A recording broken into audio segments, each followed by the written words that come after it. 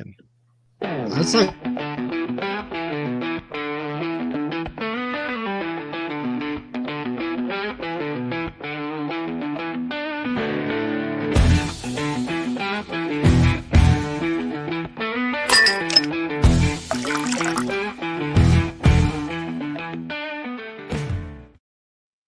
Hey, everybody. I'm Mike. I'm Bob. I'm Tim. I'm Sam. Yes. And this is the Board Game Rundown. Welcome to Whiskey Wednesday, where we cover games from the ground up. We got one of our OG industry buddies with us. It is Sam Stockton from BA Games. As always, welcome to the show, Sam. Thank you. OG makes me sound old, though. No. Original. You are like the first official friend of the show, and we will. Yeah, but you guys, how long you guys been around though? Like it's been a few years, at least. Like 5 years. Almost. Almost. Yeah. We're on 5 years. 5.5 years. Before there was a Whiskey Wednesday. That's true. Mm-hmm. That's true. Well, I love being your friend, so here we go. I love that I get to be your friend. It is a true privilege. And I'm really excited. We're gonna, if anybody wants to find us at Origins, you might, if you swing by the BA Games booth, which you should be doing anyways, you probably will see one of our smiling faces there. True.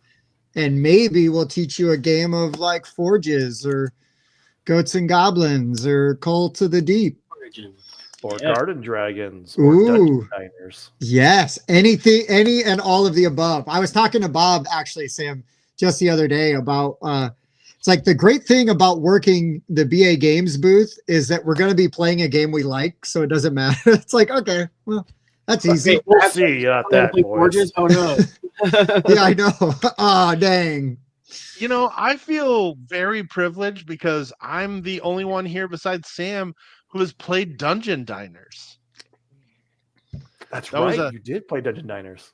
I did at Grand Con, so I got a very early exposure to an upcoming BA Games. Is that one you were like complaining about for like 2 months? You're like, God, this game. That sounds about right. That's Mike. Never make him happy.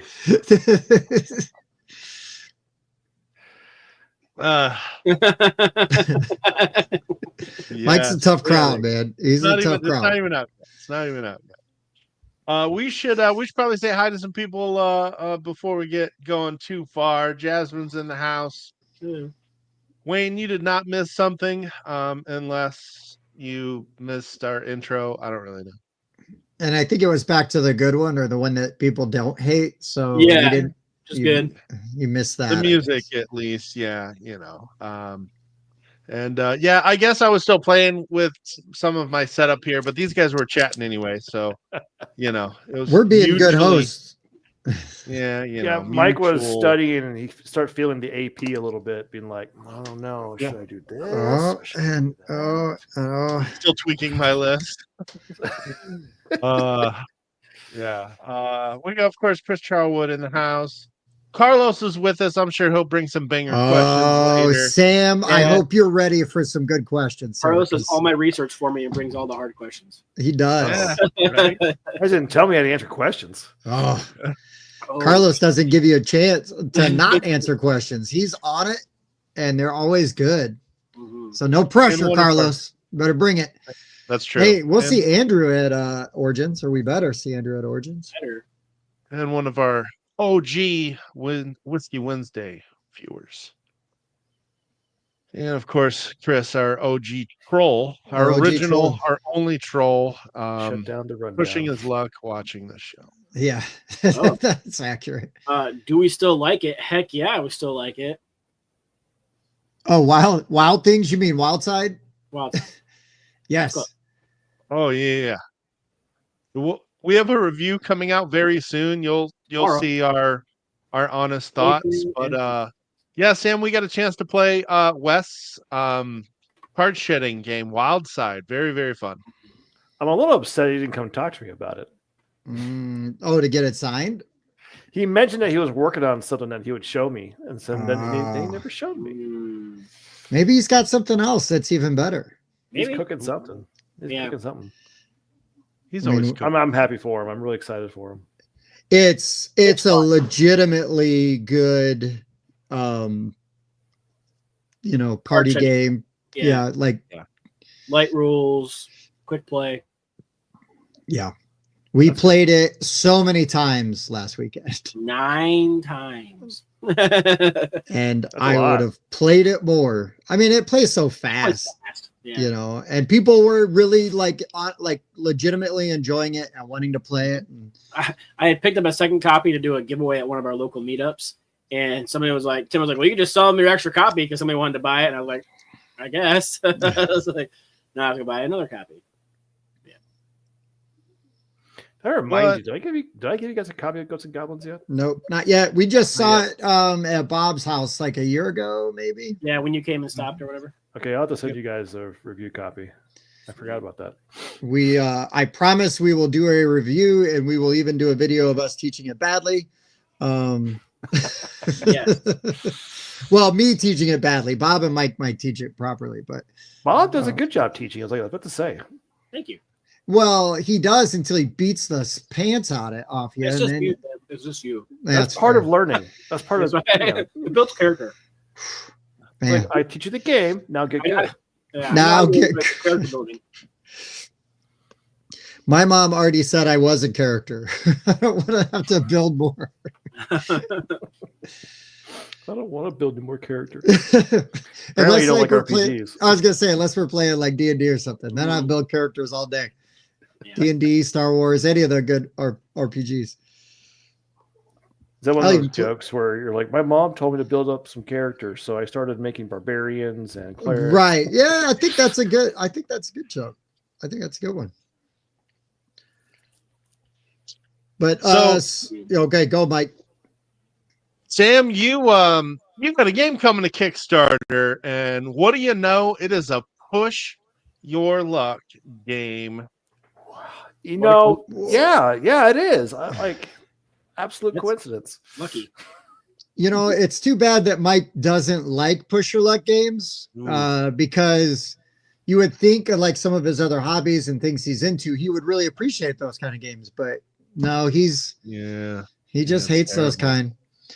I think honestly, he was traumatized by a goat as a child, and so that's his aversion. Well, I thought the camera was off for that. So tell us a little bit about Goats and Goblins. So that's our it's weird to think about, but it's our third game that we're Oh my doing. gosh, you guys are getting so grown up. I know. We're all making games and stuff. So yeah, third game coming to Kickstarter. Looks like our official date is going to be July 8th now. The original plan was to do a release in May, but with the tumultuousness of everything going on with the tariffs and stuff has made that more difficult. So trying to nail everything down before we launch. That way we're not launching by the seat of our pants, but actually, put some thought into it. So yeah, what a crazy concept. I know, right? So what it is, it's a really short game, 20, 30 minutes. And what it is you're a bunch of goblin goat herders, and your goats have run amok and went into a cave, and you have to go try and get them out because apparently they can't figure out how to get out. So as you go down to get them, the cave's a bit unstable, but you start discovering that there's all this mysterious treasure down there. Ooh. So you're going to push your luck, and what you're going to do is you're going to say how deep into the cave you're going to go in order to try and retrieve goats and treasure before it collapses. Nice. However, one of the twists of this game is everyone is going to vote whether they go with you or to stay out of it. So if they vote to go with you, then they're going to share in the treasure and the goats. If they stay out of it and you succeed, they get nothing. However, if you fail, as you run out, you drop all the treasure and goats you have, and then those opportune people get to steal that treasure and stuff that you work so hard to get. So there's a bit of that. There's a bit of like, it's kind of interesting. There's a little bit, it gets a little political sometimes in terms of like, do I trust you? And oh, you have too much treasure, so we're all going to vote against you now. But then you succeed with like 13 gold, and they're like, everyone's mad at you. It's pretty good. I enjoyed this, that rough prototype we played a year ago. I thought that was pretty fun, and I am loving the art Yeah. style. And Just one of the goats get lost. They can't see with all that hair in their face. no doubt, That's our emo goat. Emo goat. Emo goat. and as a So bald person, that goblin's got a great head of hair. Tim's jelly. I am. So there's a voting in or out. And then as you go deep, you go into it, and you'll have cards that are treasures and cards that are cave-ins. And we were trying to avoid cave-ins. Someone may push you. I'm like, oh no, you got the 3 cave-ins now, so you fail. So everyone who was out, they get the treasure instead. Mhm. But if you didn't get the 3 cave-ins, then you're good. Chris, there's a little bit of similarity to Ink and Gold. I would say that. We've been compared to Ink and Gold a lot. They said this is Ink and Gold, but faster. Oh, I thought you were gonna say about fun. I'm just. And I haven't no, played Ink Ink. I haven't played Oh, Ink and Gold. I wow. just. talking smack about a classic. I know, right? No, like we compare to Ink and Gold a lot, but people say they like our game because it's faster and it's a bit more involved with people in terms of like there's a lot more action happening from turn to turn than in Ink and Gold. So like you may shove someone deeper. They don't have a choice. They have to draw 2 more cards, which you may end up just making them richer because you failed to do it. And so like, do you go in and push them further and try and get it? There's a bit of a push your luck element to it. Oh, thank you. Yeah. Gamma was a good time. Gamma was a good show. Yes. Yeah, one day we're gonna get to Gamma. One day. I'd like to get to it while it's still in my other hometown. Yeah, right. I know it's tricky when you got a 9 to 5 and they want to run it Sunday through Thursday. It is. I would It's say an about industry show. It's a little different. halfway. Yeah, we are like halfway. We just played another session at like midnight on Saturday when we got back from the when we got back to my sister's house from that little convention we were at. Ooh. Already starting. That's the question I wanted people to ask. Like that's a great question for tonight. Yeah. I have some issues with some of the games listed as push your luck on BGG. I was like, what? Yeah. If you're calling that push your luck, then like virtually every worker placement is push your luck because you're pushing your luck. Do I go there now or do I go here for more and then go there later? Because somebody might take that, spot. And yeah, I have like they call it Ticket to Ride, push your luck. I don't consider that push. What? Yes. It's not. Well, I guess because it's like I'm going to take these longer routes and hopefully I can fill them. They're probably Then you referring can to throw the up any, mechanic of worker acquiring placement contract trains. fulfillment game in that same category. Then it's But not the push your luck. But the question, the element though, is like, do you take the train that's invisible, or do you push, or do you risk it for what's on top of the deck? Right? Do you take thing? Do you try? Do I buy a card from the market, or do I buy face down blind off the top? I mean, to me, a push your luck has a more tangible type of like, yes, no, not like I'm gonna do this or am I gonna do that, and it can be one or the other kind of a thing. Like it's not like an option. There's really like a busting almost type of element to it. So that's actually an interesting element there. I just think Bob has an aversion to Ticket to Ride. And so I do, but that's not the point. Also do, but Bob's got a point because push your luck, if we want to just go based off of the BGG definition, players must decide between settling for existing gains or risking them all for further rewards in a game with some amount of output randomness or luck. Push your luck, also known as press your luck. I think this is the important distinction for me here. Settling between existing gains or risking them all, meaning you lose it all if you bust or whatever the game wants to call it. That's what differentiates it between just luck and push your luck, is you're going to lose everything if you bust.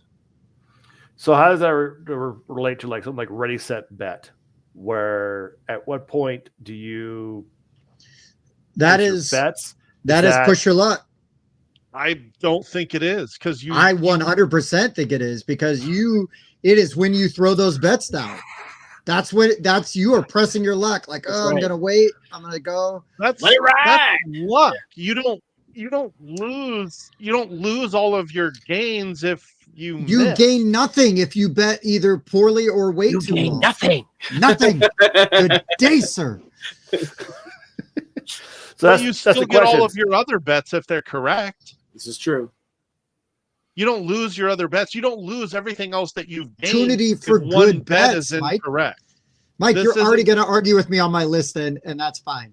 Not saying What, ready, like- set bets on my list, but it might be. Quacks, you either get all or nothing, Uh-huh. double or quits, keep it So- or lose it all. Mhm. Here's a question then. Here's a game to talk about. Mystic Veil. You guys play Mystic Uh-huh. Veil? A little bit. Yes. Yep. Is that push your luck? Yes, 100%. Because it's on my list. Because I mean, it's a deck building game where if you reveal too many spoil icons, you can keep revealing as many cards as you want. But if you reveal 3 spoil icons, your hand is over. You bust. You get none of the benefits of that hand. It's all or nothing. It's so yeah, absolutely. And where did you find that? Yeah, don't tell Mike he'll snipe it out from underneath you. He's But like, Mystic you Veil did absolutely find it. It's not there Sam, anymore. because you're either getting all of the results of your hand or you're getting nothing if you get 3 spoil icons. So for you, what push your luck is there's a bust. There's a bust. That's your luck. You have to have a bust situation. That I is actually- also Bob's dating requirement.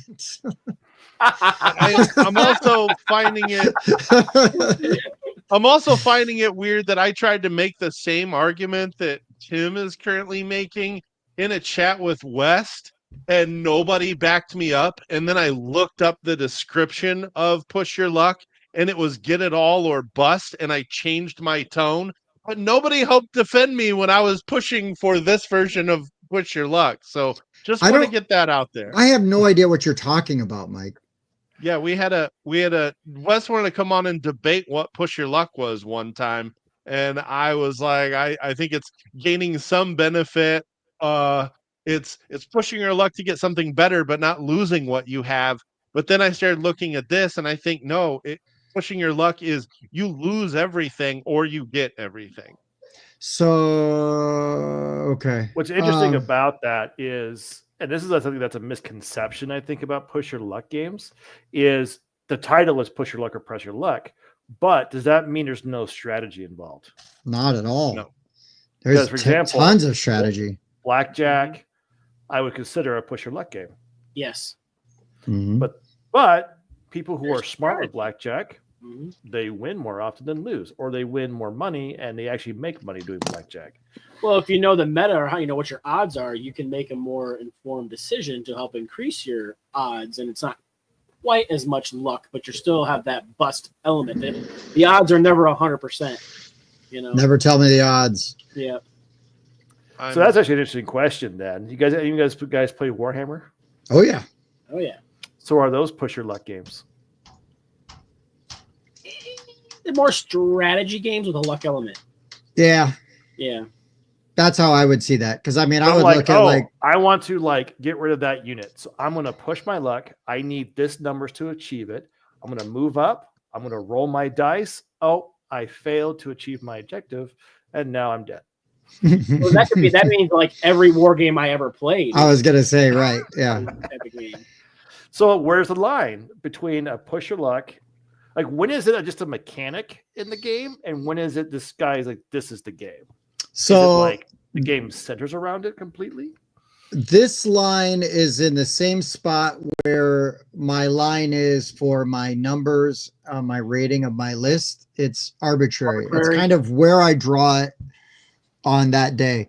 But no, I mean, I think that there's like, you can say that some things have some push your luck aspects, you know, and I do think is push your luck always the same as gambling, right? Like, oh, I gambled on that, right? I gambled on going all in on attacking this unit, and if I don't wipe it out, I'm out, right? Like Bob and I were playing a game of Hoplomachus, okay? He left his leader exposed. I moved in, got a lucky roll, and was able to win despite the odds. I would not have considered that push your luck. I do consider that lucky. I think that it's somewhere closer to what Mike's talking about as far as like you are risking something to gain a reward, and not in such a broad sense that it's like, well, I risked doing this and my reward was I was able to win the game or eliminate that unit. I think that there's a little bit more to it than that. I would almost lean more into that blackjack side, right? Like you are making an educated decision based on the information you have to then choose to try to go again, right? Try to draw more chips out of your quacks bag, hey, we're playing chicken. I'm going to roll those dice one more time. I'm playing sausage sizzle. I'm going to keep these, like, here we go. You know what I mean? So I think that we're going to, that for me, and I do think that the line is a little ethereal and it's going to be in different places for different people. But I guess that's where I'm at with it. Yeah. So so Clank is a good example. Yeah, that is push your luck. Yeah, buddy. But is it?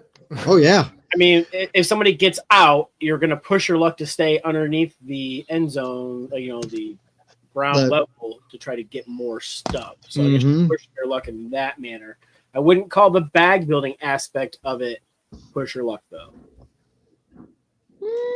So is the overall game a push your luck game, or is the push your luck an aspect of the game? It's an aspect. I think for Clank and Ticket to Ride, it is an aspect of the game. I don't even think Ticket to Ride has that aspect. Disagree. Disagree. You take the card on the top, or do you take the ones in front of you? Do you take that longer route and push your luck and hope that somebody doesn't end the game before you can fill that longer route? That makes 90% of my games I own push your luck. Well, awesome. It must be your favorite mechanic. No, but it's interesting to talk about this stuff because, for example, with Forges of Ravenshire, a previous game, it was always fun or interesting, I should say. People would walk up, they're like, "Oh, what's this game?" And then they'd look down and they'd be like, "Oh, you have dice in your game? Oh, it's a push your luck game. I don't want to do this." Ugh. And or like it's complete luck. There's no strategy in this game, and then just walk away. And it's like, idiots. Okay, interesting take. But some people feel idiot. That way. Oh. And so it's just, I always find it interesting is at what point is it luck and at what point is it just a gamble? Yeah, and there's probably a line in there, right? I mean, there's definitely a line in there. But I think that, one of the awesome things about Forges is, and don't tell the designer I said this, but there's so much dice mitigation and so many choices for the dice that you have that you are still very capable of doing the things you want to do, or at least productive things, even if it's like, well, I was really trying hard to build this and I can't, but if I'm smart about it, I'm either setting myself up for the next round to really, be in a good spot, or I can just capitalize on what I've got right now and build this, craft this other item instead. So I feel like that you are never blocked by the dice. You are, and what die faces you have. I don't feel like you're blocked by that. It's not like arcs where like, oh, I'm too suited. I'll never get to do the action I want to do. Right. So Arc Nova is absolute, or Arcs is absolutely a push your luck game, then, right? I don't know. I just heard that it's absolutely not a fun game. It's absolutely not a fun game. Did not enjoy what I was doing. Though I did play a leader game recently. Go ahead. Oh, which one? I played Ahoy. Ooh, I have that. I haven't played it yet. I want to play that. I, for the first time, like a leader game. Nice. Oh, hey, finally. Wait, is that your first one? I've played Root, I've played Fort, I've played Arcs, and I've played the one with Crystal Cavern. Vast. And then I've played Oath. Oh, yeah. And I played, and I just honestly, I am sure they're quality games. I do not like them. I do not like them. They're always. I hate the fact that tricks are what makes a lot of those games, and it just makes me mad. As a war gamer, You're telling me I can't attack that zone because I don't have a bunny rabbit card? Dude, I am. Yeah. Frustrating. There's frustration. Anyways, and Yeah. so there's some elements of Root that I don't like. I know there's some good game and there's a lot of stuff for it. I got a lot of friends who like it. I'm not a huge fan of it. After playing it 12 times, I'm just not a fan. Oh, so you put the prerequisite 10 hours in. Well, you probably should have played it 20 times before you really speak out loud about how you feel about it. I'm sorry. I missed True. But you were told that on a video. We didn't put enough hours in. I'm not as thorough as you guys. Ooh. Yeah. But Ahoy is actually I find it to be pretty good. There's still some issues, I think, with the game. Like, so far we've played it with 3-player with the smuggler, and it's not a good balance with the smuggler. Okay. You pretty much have to kneecap him from the beginning and just kind of like just dogpile him, like both sides, say, truce, kill that guy, make him so far behind, and then you're like, now you can go do your thing and try and win. Now we can play the game. Ugh. But I like how it balances it. They added expansion with the 2 new factions, as well as alternate factions. So there's some elements that I'm really wanting to explore, which is for the first time I can say I actually want to do that. So I'm actually kind of excited about Ahoy. Nice. Well, that's good. That person that said that Forges of Ravenshire is probably just a push your luck game because they saw dice. To me, that sounds like somebody that has no idea what push your luck games are. Was it Tim by chance? I couldn't remember. I just knew it was a guy who worked for like an auction site or something. With cars and yeah. He looked like a big old gorilla when he came up, scratching himself. Just Carlos, I'm not ignoring your question. I feel like this is going to be something that might come up during the list, so I figure we'll kind of like reserve. Which push your luck game has the most brutal one more roll moment? Yeah. Ooh, that's a good one. Yeah. There's a lot of good ones on that one. And just like for Dave, who said, like, if I'm saying that, I'm not saying that Ticket to Ride is a push your luck game. I am saying that it has a push your luck aspect to it. Man, my pick up and deliver game is push your luck because, do I pick up this grain here, or do I push my luck and try to go get the tobacco over there and deliver it over to the other place? Now, if there was a roll to see how far you would go, like I could get this one. It's only 2 spaces away. Well, it's a card, not a roll. But yes, I might draw a card with a 9 on it, but I might draw a card with a 5 on it. I don't know. Oh, Bob, did you get the card? Did you get the card with the bird on it? Go this one. Yep.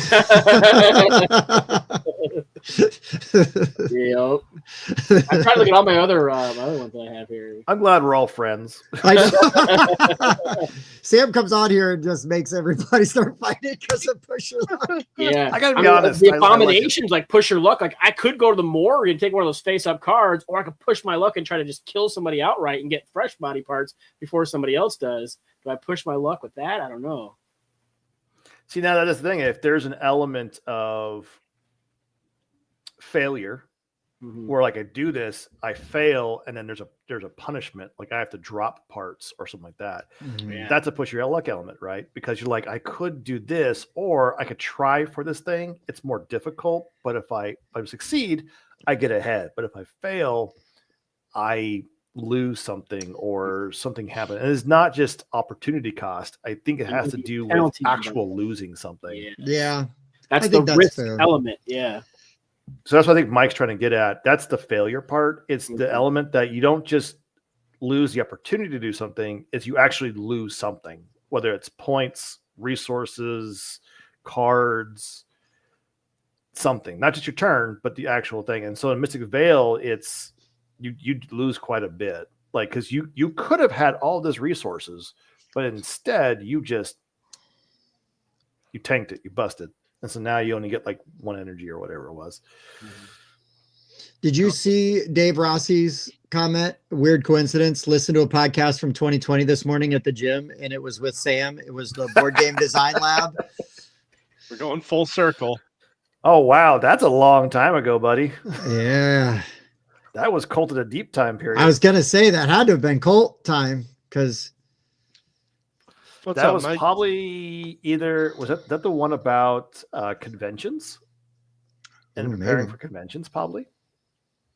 Oh, And it's Googs. Googs. Oh, we need to talk to Googs about having him on the show Yeah. for an He'd be Origins great. I rundown. like him. He's all right. He's pretty cool. Don't tell him I said that. It'll go right to his head. Jeez. It'll be all, You're pushing your luck by even telling him. And Dave said, yes, it was for conventions. So good job. Good memory. I have a few brain cells left. Man, I'm working on that. save them. Save them for more games. Well, let me drink this root beer and we'll find out. There we go. Yes. Robert I love a good Silver, good old Bob Silver. He said he thinks we're talking about the difference in push your luck, the mechanism, and a push your luck, the strategy. And that is an interesting point, right? Because I do think those are two different things. Yes. So like a push your luck strategy feels like you take a gamble. Like if I do this, That's the Warhammer analogy. I can get all this. That's the Warhammer side, right? I agree. Where you take a calculated risk. I agree. And for some people who play Warhammer, they see it as no, you're just better than me and whatever, and there's dice and there's no strategy involved. But that's where I get kind of upset with that because I know players who can have the best whatever and they just don't do well. Yeah. Oh, dude, my friend Chris, like he loves playing Axis and Allies, but he hates playing against me because he has the worst luck. Like you roll at bombers, the odds should be what they are, and you would think mathematically speaking he would shoot some of mine down once in a while, but he just cannot hit my bombers. And so does he have a dice jail? Yeah. Put him in jail. Put him in timeout. Or my friend, he puts in the dice parking lot where he actually turns around and throws in the parking lot. But nice. Yeah. One time he brought a hammer to the game store. And we're like, what are you doing? And he's like, just watch. And so he inevitably fails. So what he does is he lines up all the dice in a row, takes a cloth, he puts the die in there, and he covers it up, takes a hammer, and he just smashes a die, unfolds it, and he says, now look at your comrade. Look what happened to him. Does that work? Makes you feel better. Funny enough, he rolled really well after that with those dice. They seemed to be like on fire. So I don't know if it did work or if it just. I guess the universe was like, hey, we're going to just stop messing with this guy for a little bit. Like, if you want the most like superstitious about dice people ever, like role players and miniature players. Absolutely the most superstitious dice people you'll ever meet. Oh, yeah. For years, I had a bag, like I would keep a bag of dice that I would let other people use because I was isolating those dice from my own usage because it's like put your mojo on my dice. Like, for germs? No, I don't want them tainting my They just rolls. got bad mojo, man. I gotta get them out of here. But it's like a cursed item. You can't really get rid of them because then the curse is gonna transfer over to what you have. Or it's just freak you out and they actually reappear in your house. Either way is bad, right? So if you just isolate back on their shelf, just isolate them, contain them. From chat have any stories about superstitious dice? Man, well, Chris Rudder said you got to train your dice better. I think that's right too. Well, Bob, I don't know if you remember, but back when our D&D days, I used to when I would put out my die, I'd lay them all out, and I'd put them at the highest value showing. Right. Like so all the weight goes. Like, guys, this is what it feels like to be successful. Yeah. This is what it feels like. This is what it modeled like. This is what. Just little things like that. It's fine. It's fine. I always love. I love it when somebody goes, "What am I rolling?" Like, what do I need to roll? It's like it doesn't matter. Just roll a dice. Like, well, I need to know what I'm trying to get. Am I trying to roll high or am I trying to roll low? It matters, dude. It matters. I gotta know what kind of mojo to put on my own dice too. Yeah. I had the best. They were just plain green dice with white pips that I used for my wood elves in Warhammer, and they were epically awesome. They were only good at Warhammer though. If I used them for anything else, hot garbage. But Warhammer crushed. Made the mistake of bringing one dice set to a HeroClix tournament and rolled 3 crit misses in a row. No. Yeah, that's brutal. Sometimes you have like this brilliant plan. You're doing well. You're winning. And you're like, haha, I'm going to win the game. And then the dice are like, no, we ain't doing that today. Oh, Steph, you're actually not late. We haven't even started the topic yet. We're So about to. welcome from the other side of the world. He pushed his luck on Welcome to joining everybody late. watching it in the next day. Everybody, Yes. welcome Yeah. Greetings to the future. to the future viewers. Maybe we should get started. I feel bad just talking. I don't know. It's just nice to see bad you, at all. Sam. I'm happy to It talk is. to you, man. Too long. It's, I know. it's way too long. You guys have any questions about Ghosts and Goblins while we're on that topic? Yeah, is it good? Yeah. Okay, cool. That's all The I need to designer's a know. little. Cool. Yeah, you know, He's iffy. He's Yeah. iffy. that's all right. You gotta love the art and not necessarily the Gotta creator. separate Sometimes. the art from the artist. Yeah, Appreciate the art for what it is, not the artist. that's right. That's right. No, I'm really, honestly, I'm really excited, and I'm really glad because in a time that is very tumultuous for the industry that we all love, you don't want to see anybody go down, right? You know, and you don't want to see anybody go down in flames because I don't care if you like them or not. It's bad for the industry. You know, it's just a bad look. You know, and it feels bad. Yeah. But like, I'm really happy when people not only that I call my friends, but people that make games that I really like are able to continue to make and put out games. And so I appreciate you being responsible and, you know, deliberate in with your release, you know what I mean? Just to be sure, because yeah, I would much rather you be successful than fast, you know, or I've got it out early, you know, so. Yeah, that's just one thing that was interesting because our plan was supposed to be May. Like we're supposed to be like 1 week out from launch at this point.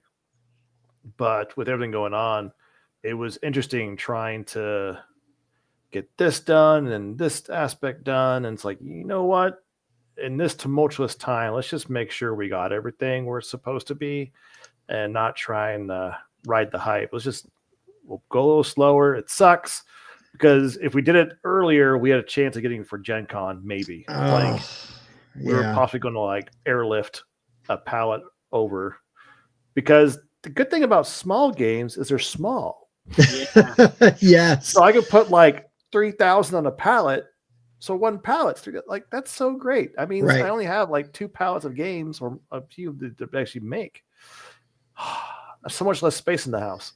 So Right. just in general, so moving it, like you're a little more, you get a little more options of moving games around at that point. But like Forges was really big. So like it's like 150 games a pallet, which, you know, if we're making 5,000 games, it tells you how many pallets I have.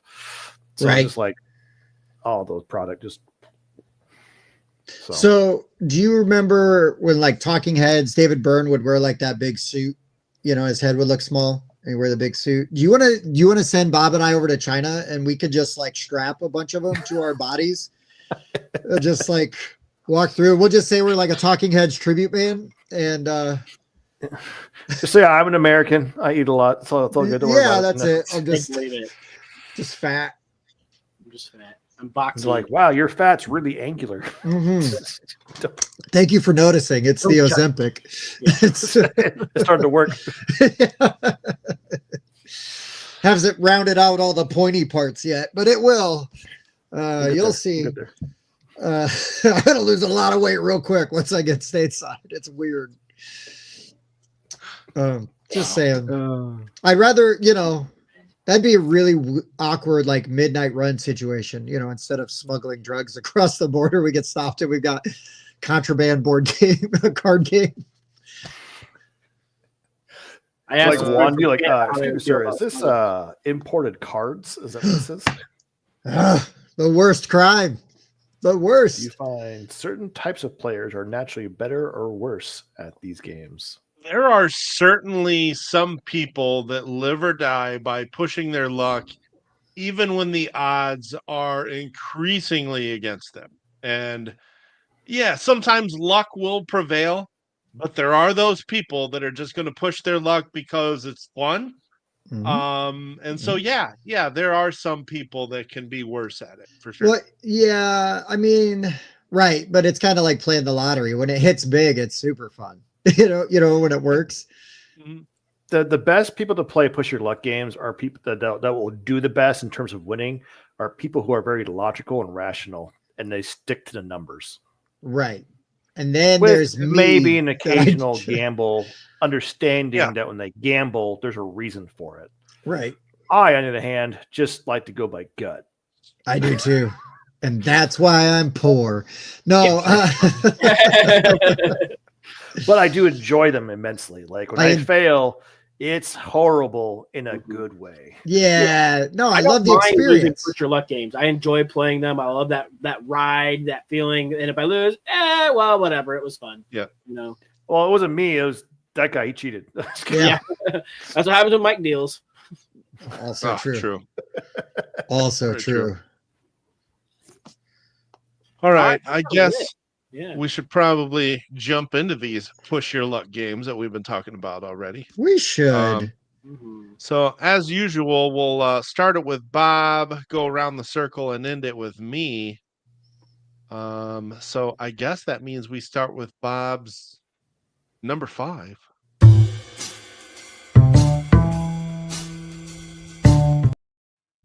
Woo! Number 5.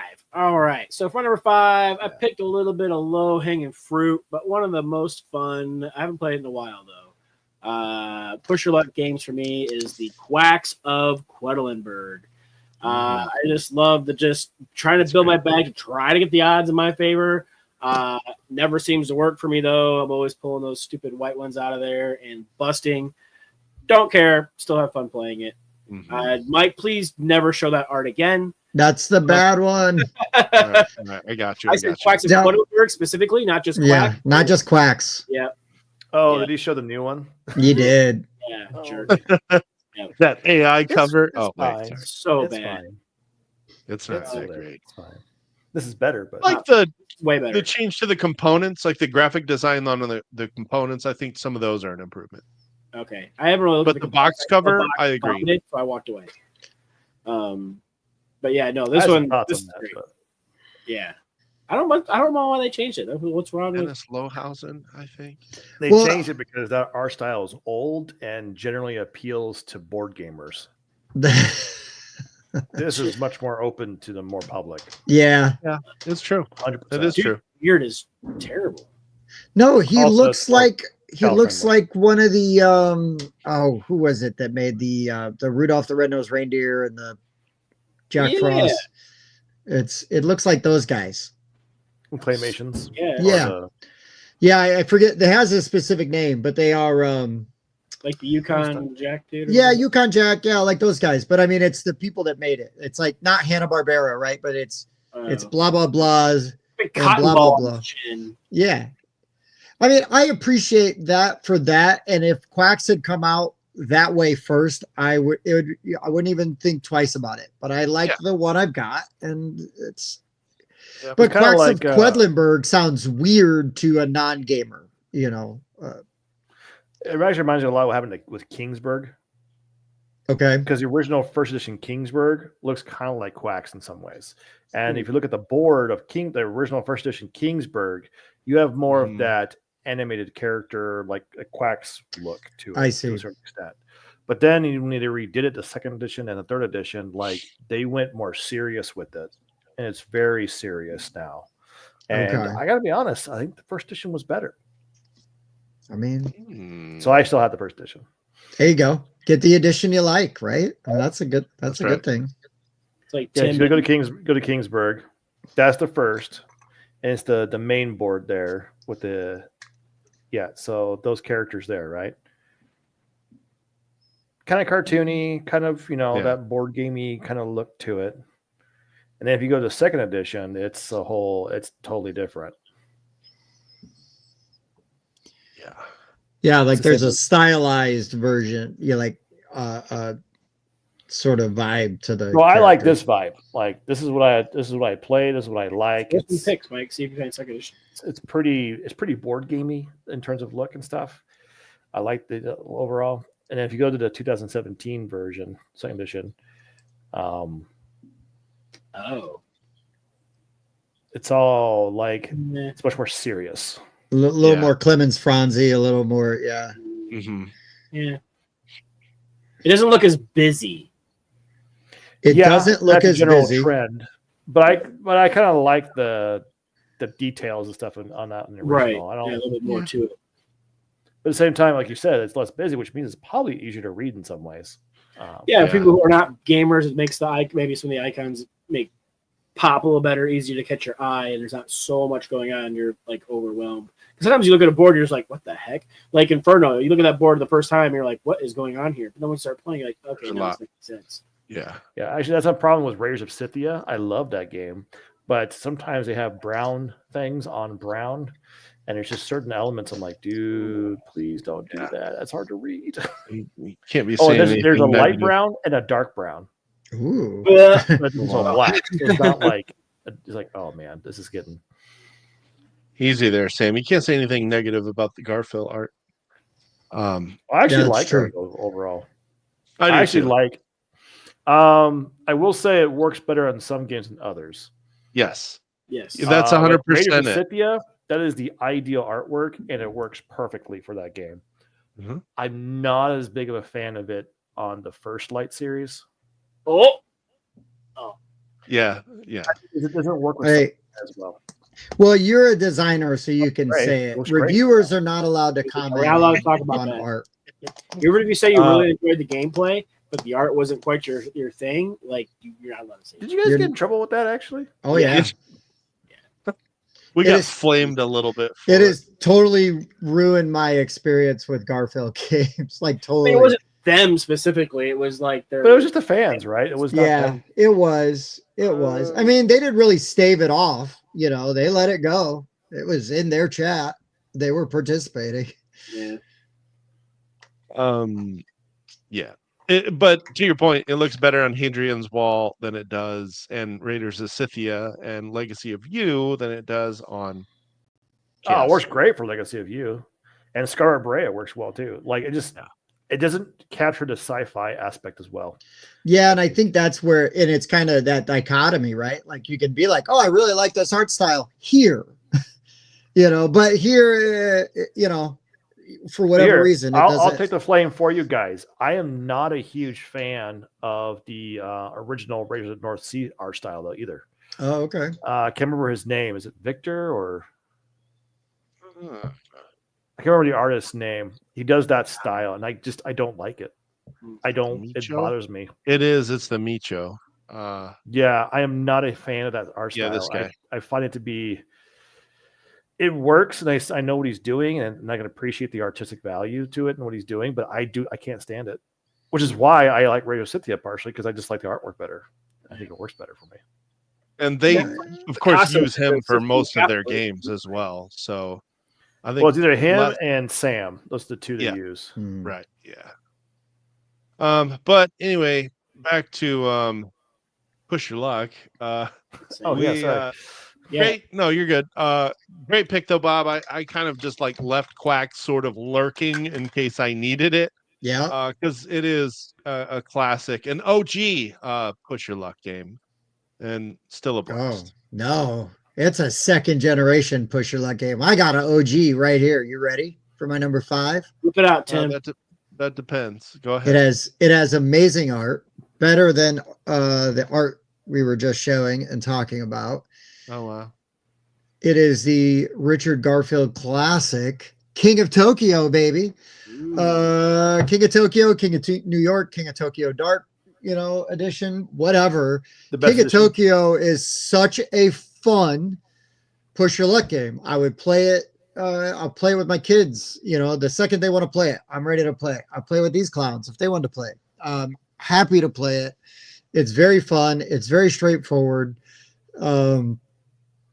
And it's just a fun Push Your Luck game, right? King of the Hill, I don't want to hit him. I don't want to get in there and hit him, and then I'm stuck in the middle, Or am I staying in there? You know, like to try to keep getting the points.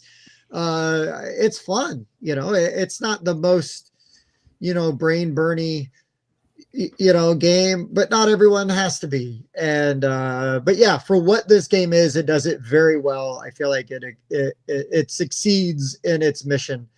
And, this is a classic game for me. This is a really good one. The art's good. So, and it's fun. Tim, in your opinion, what would classify King of Tokyo as a push your luck game? Well, you are risking staying in Tokyo for as long as you can to get the points. And if you die, you lose them all. Nothing. And you cannot win. Are you trying to just get me to solidify on your point? Yes. No, I just wanted to hear it because it doesn't mean that other games on my list will be exactly the same push your luck, but that is, King of Tokyo was one of the first ones to come to mind. Quacks might have been the second one, but King of Tokyo was probably my first one. It's that Yahtzee style mechanic that you see, because people would also argue like Dice Throne would be that way to a certain extent. Yeah, but King of Tokyo is fun. Ouch. My bad. Dice was fun. Is it? Is it though? Is it? Okay. Maybe for like 45 minutes. Yeah, Sam, you know what? I'm really glad you like Dice Throne. I am. I like Dice, dude. You can play. I love Dice, dude. I love Dice. Ooh, you know what game I like with Dice? Forges of Ravenshire. Ooh, Sam, you should push your luck game. You should play that one. You should play that one, but it's all luck. I'll just tell you, it's all luck. Should I take this 2 and get 2 wood, or push my luck that the 6 will still be available and get 3 wood? Hold on though.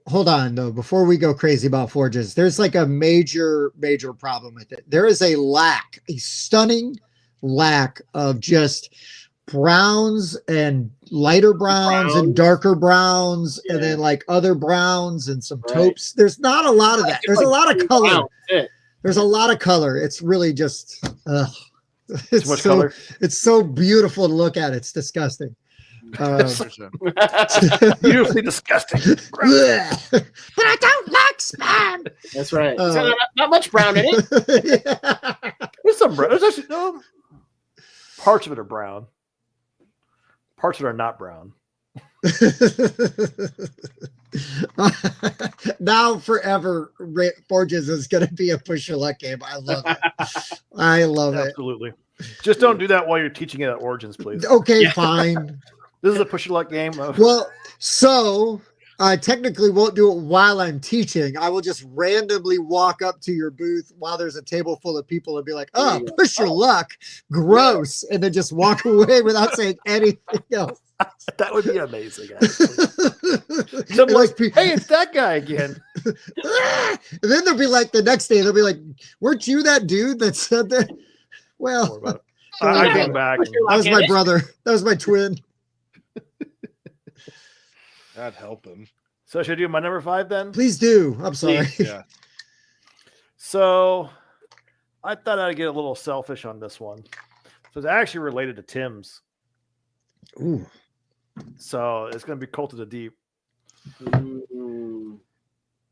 So arguably for me, that's a push your luck game because again, that Yahtzee style mechanic, but adding a social element of do I go for this? Do I reveal who I am? Do I not? And then we push your luck and trying to do different things. Do I stab this guy? Oh crap. He's got elements. Like there's a lot of that aspects. Now it does fail to have that all or nothing aspect generally because we may design the game to have fallbacks. So maybe you try to stab someone, you tried to, but then you utterly didn't roll daggers and stuff. So instead you put it towards rituals and other aspects to the design. So that's kind of our fallback because we didn't want you to be like, oh, and then nothing because the game's a little longer. So having the all or nothing, and that's where I just interested with push your luck games is they're generally short. They're very fast because when things go wrong, they really go wrong. They go wrong fast. I remember last time we played Cult, didn't Spencer, we just figured out who Spencer was, and I think Bob and I were just zeroed in on him and just wrecked that game like really fast. It was like the two worst people to be on a team for that table. I'll just or best. Well, worse for them, best for us. Right. All about perspective. Yeah, it is. It is. So, but I would argue Cult of Thieves a push your luck game, just as the social deduction element to it. I had this written down and I didn't bring it up because I didn't want you didn't want the Tim Pander Tim Pander factor. It's your bingo. I'll pander. I'm a publisher, but it is number 5. Can I also say one of the terrible things about Cult of the Deep that it shares spiritually with Forges of Ravenshire is the art is just really good and it's disgusting. It's terrible how good that art is. I hate it. You're like a brown. I hate how much I like looking at the art in that game and in the components. It's really just ugh. Those guys really should make uglier games. It'd be a lot better. Thanks. We'll work on that. No, don't keep making beautiful games, please. All right, Mike, what's your number 5? I know they are, Dave, because I'm watching it. Yeah, he knows. He called you out because he could see the reflection in your glasses. I know he can't, but that's fine. And I already showed my phone to prove that I am watching. All right, so this actually was my number 5, and we already discussed it. So cat's out of the bag. Let's just talk about Mystic Never heard Veil. of that game.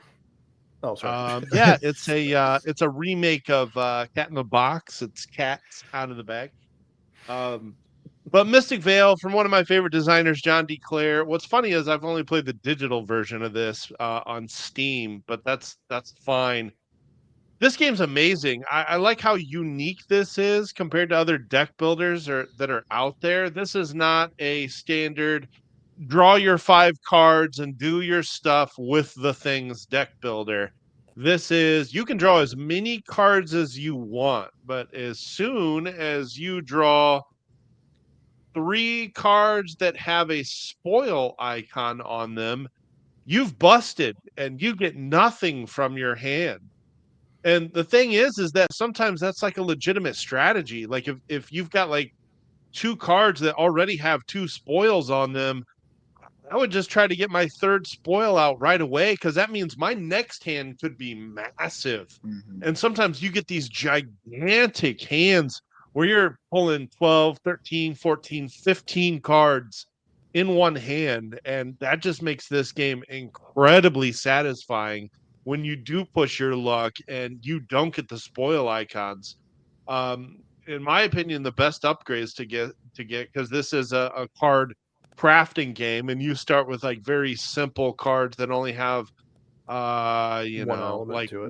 out of these 3 things on them. If you go to the left of the picture, these you'll see it. Red icons are your spoils, but you can buy these things here that cancel out every spoil. So now this is how you're really getting those like 13, 14 card hands, by canceling out the spoils that are in your hand. Oh, this game is just so satisfying. I love it. It is like engine building, deck building, and building up to these huge hands of like drawing almost your entire deck. It's very, very good.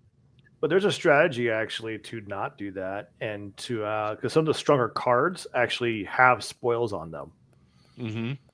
So depending on how you build your deck, you actually, because sometimes you actually don't want to draw that many. You're just like, I want 4 or 5 real strong cards. That's all they want to do. Yeah, that's what I like. There's definitely multiple strategies here. You can try to have like 3, put all of your upgrades on like 3 or 4 cards, or you can spread them out and draw, huge hands and everything. But I can't sit here and listen to Mike talk about huge hands all night with his tiny hands. Right, Bob? Yeah, amen. Also, Steph, we'll see you on the rewatch. Thank you. Have a great day at work. I love all the push your luck puns that we're getting into tonight. Love it. That's good. But no, yeah, Sam, this 100% is push your luck for me. It's It's all or nothing. You get all your hand, or you're gonna bust by drawing too many spoil icons. If I remember, like you lose everything from your hand, and you get to flip the token over. There's like a single mana token thing.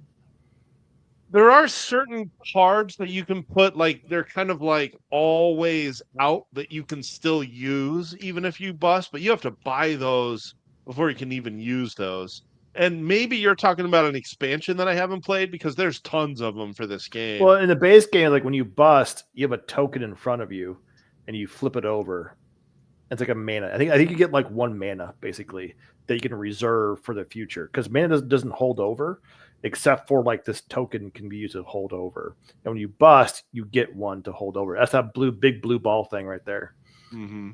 On there, and that's the one else. So you lose everything you would normally get, and you get a pity 1 mana that can be stored for the next turn. Yeah, that's kind of how it works. That's a good question, Carlos. I think it is. I feel like it's kind of on the person, right? Like if you have felt like you have been, if the whole game is push your luck and nothing has worked for you the whole night, and it's not fun at all, which usually should just be because the game is taking too long, in my opinion, because we have played games of Flip 7 and scored 0, and games of Ahoy Kitten and scored 0, but it's hilarious, when it happens. So, but I mean, that could be frustrating to some people. I think if it's constantly feels like it's beating you down, maybe then it's, yeah, let's do the odds of you being able to bust. If the odds are like so much against you and you're constantly busting, it's like, okay, this is just frustrating now. Right. I feel. Go ahead, Mike. I was just gonna say I have an example of one, and I'll use it for my number 4. Okay, that sounds good. So for me, what's a satisfying push your luck versus what is just frustrating is it's the players' buy-in. Mm-hmm. If the players feel like there's no hope, if they feel like there's no reason, or there is no control whatsoever, generally that's viewed, at least in the modern board game setting, as bad. There we go. Now, that's why you see a lot of like reroll mechanics and dice mitigation elements in games now. People like to have some sense of control. Push your luck is good when you make a decision and you feel like you have partial control, maybe not the end result, but you have a control of what you're going to do. So, for example, in King of Tokyo, you get 3 rolls, and I can choose to re-roll this and go for more, or I can not. I have control over that decision. Yeah, you've got some agency, right? Doing. Yeah. And I'm not just like I flip 1 card and I'm screwed. Generally, those types of things where he just don't work. Now, occasionally it happens in certain games, and it's funny and it's great and awesome, it's hilarious. But in some cases, it just depends, right? Mm-hmm. So, like Ahoy Kitten is actually a good example of you have control. Like you could go somewhere else, but you're like, I bet Bob is not going to point to the giant pile of fish, because for the last 8 turns, we have pointed to the same dang pile, and now it's huge. I think Bob is going to blink first. And so you go for it again. And of course, Bob chooses it again. And so you end up being screwed. And so, but that's it. But you made a decision. You had control, or I could go somewhere else. I could do something else, but I decided to go for it. Mm-hmm. And that's the buy-in from the player has to be there. If it just happens to you constantly and you have no control whatsoever, I think that's the issue. Yeah. And I think that's really fair. You just kind of hit on something. I don't want to play push your luck games with like boring people. I want to play push your luck games with people that are going to get into it and be a little worked up. Before we get on to Bob's next game, I had a note. I wanted to ask you, why did you decide to make Goats and Goblins a roll and move? I'm just kidding. I was just trying to think of like the mechanic people hate the most. It's like roll and move. I'm going to make a Gainus roll and move, and you're going to love it. You're right. I probably will. I'm going to make one. We won't have enough brown though. It'll just be. I'm going to do it. And I think that's the problem with something like Monopoly. Right. It's not necessarily a push your luck. It's actually more of just straight luck. Like I have no control. I roll the die. I do whatever and do the thing. Yeah. Like there are elements of strategy of what to buy, what not to buy, different things, and conserve, especially in the actual Monopoly, because whenever you land and you don't buy it, it actually gets auctioned. It gets out for auction, right? So instead of I didn't land it, I don't get it. Like no, it gets auctioned immediately. Like there's some strategy about holding back and not holding back and some stuff, but like generally how people play Monopoly, it's not good because luck just happens to you. Right. Yeah, that's a good point. Seeing the so Carlos, how important is that players can see the odds versus keeping probabilities hidden? Generally, players do not like hidden probabilities. They get really mad about it, actually.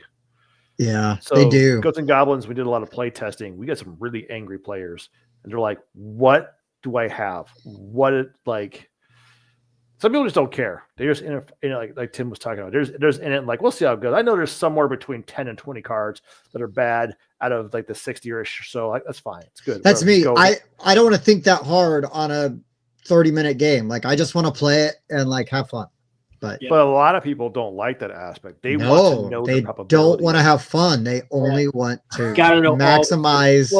Well, their fun is like I should go 8 cards. Okay, now I'm going 9 cards. Mm-hmm. Now I'm going 10 cards. Like that's my brother-in-law failing, but I keep succeeding. Yeah, they're like, well, one more, like it's not going to hurt, and that's when you bust. But that's the element there. But I think generally, when you're designing games, you need to have a pretty easy way for people to determine probabilities to a certain extent. Oh, you know what? I know what exactly. I think I know what game Dave's talking about, and I don't want to say which one in case I don't want to step on anybody's list. Forges of Ravenshire. Yeah, I think it's Forges of Ravenshire. He says one of his favorite games is a roll and move and push your luck. Ooh. I think I know which one it is. I'll see. So we should probably go to Bob though. Yeah, we probably should. For us.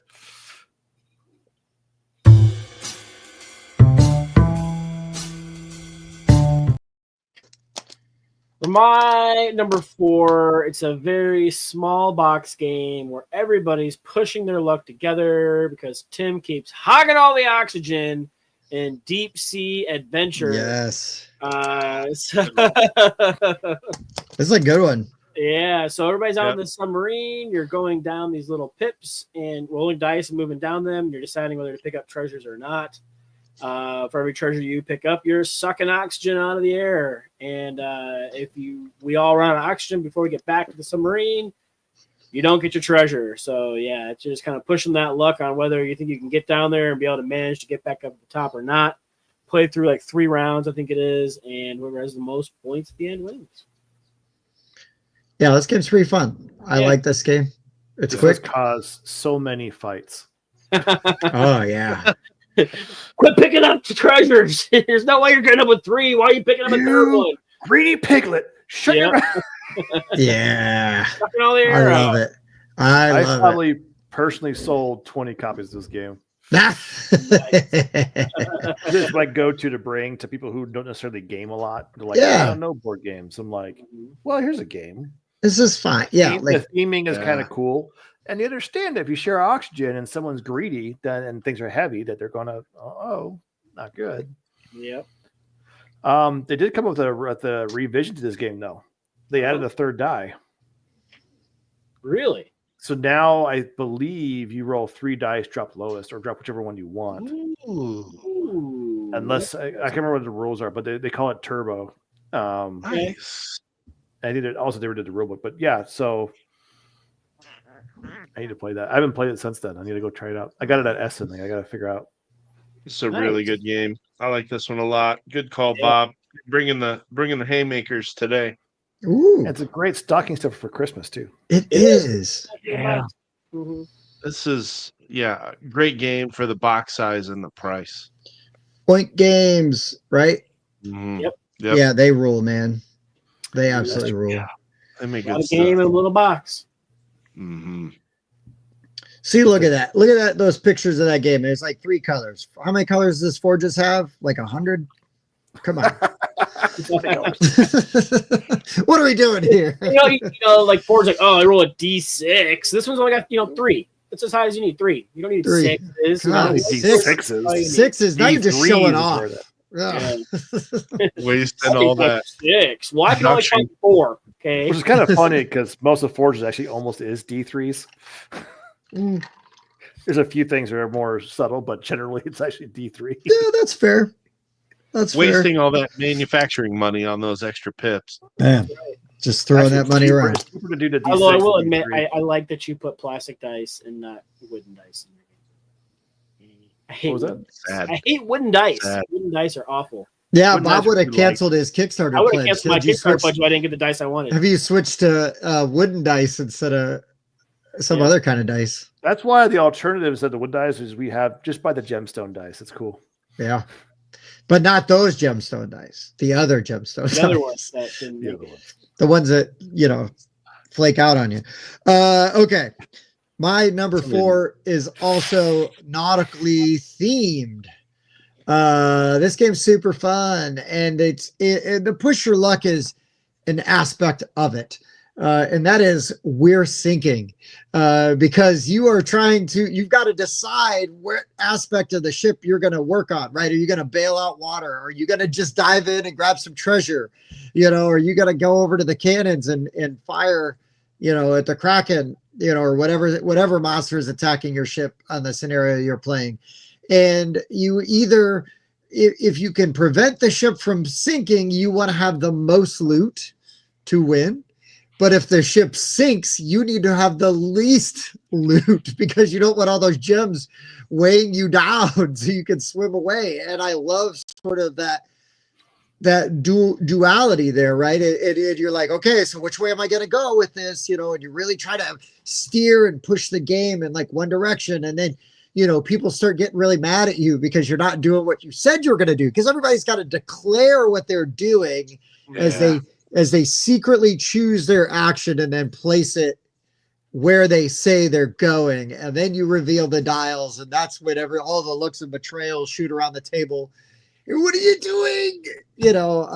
But there is a fun sort of push your luck aspect to this game. It's really neat. I think I kind of feel like this is a little bit of a hidden gem. It did well, at Gen Con, but like, I think it's underappreciated. I do too. It's a really cool game.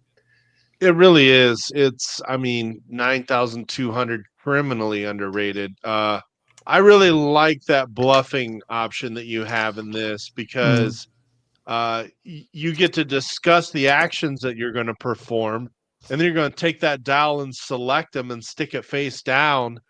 But the thing is that if you're the last person performing the action, if I remember correctly, you get a bonus for that.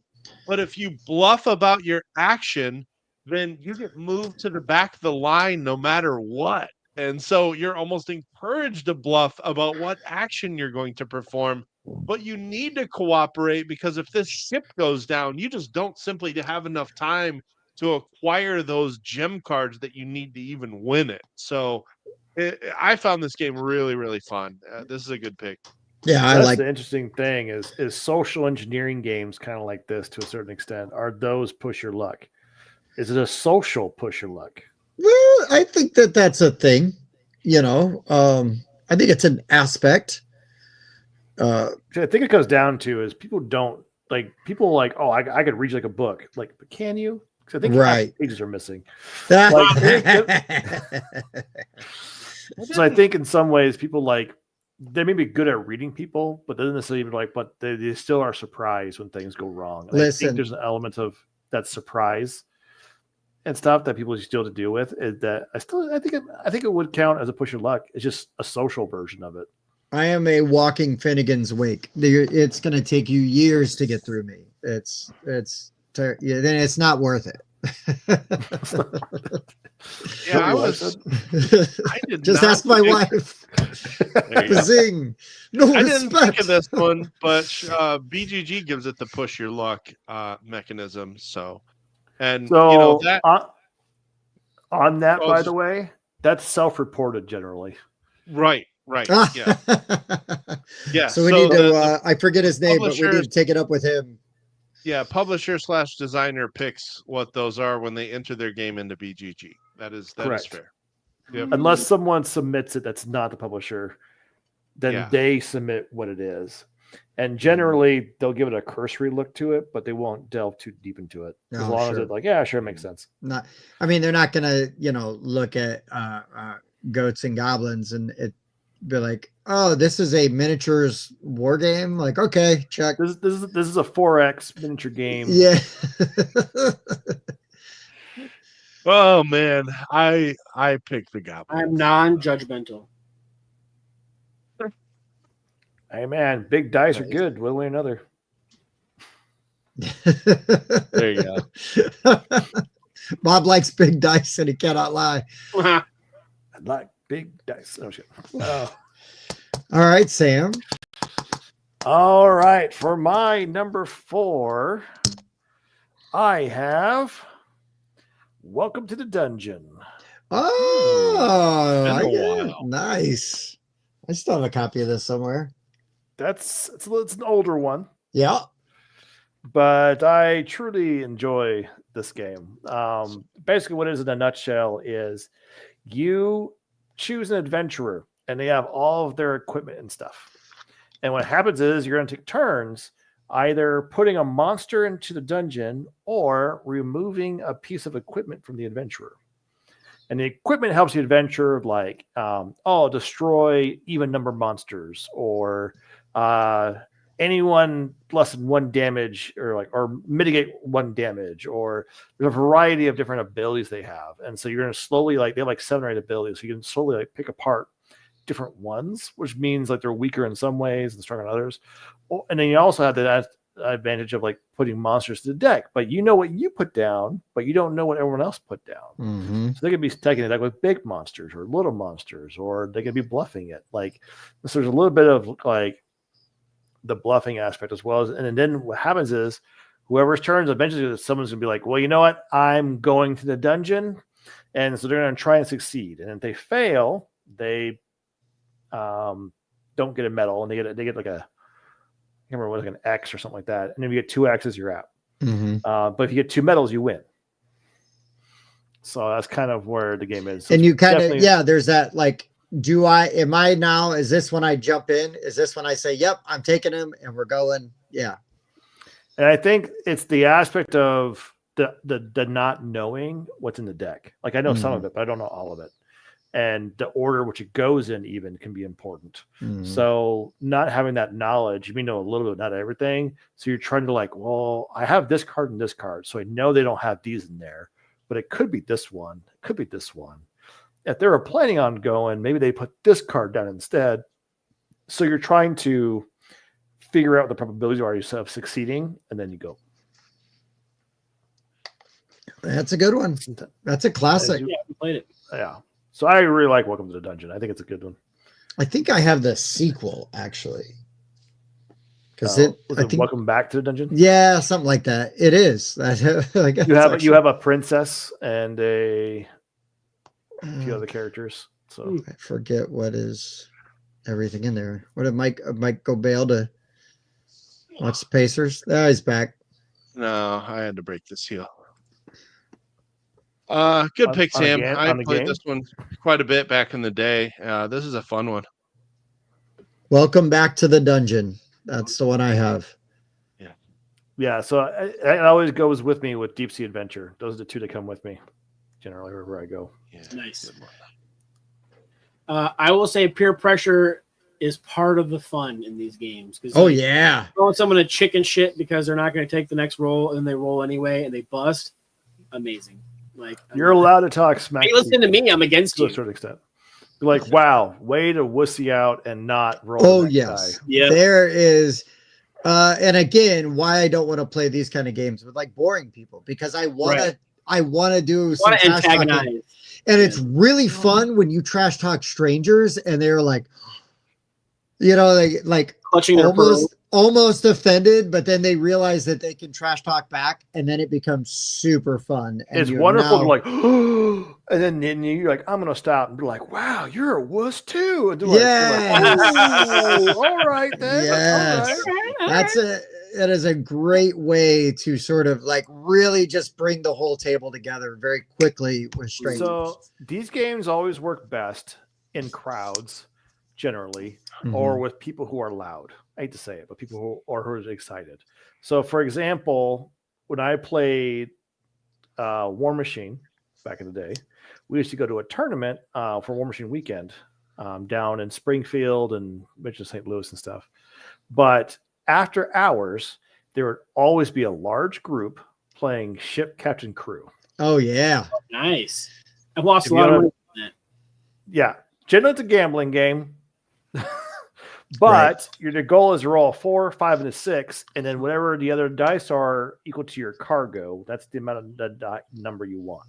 And so Right. people are betting on whether you're going to be higher or lower, or in a variety of betting involved in the game. And when you roll those dice, when you win, you can win big, you can win the pot, different things. And so it can get kind of loud. And so you're like a group of 20, 30 people throwing in bills and just yelling and screaming in the hotel. So yeah, it's it attracts people. Mhm. It's a lot. It does.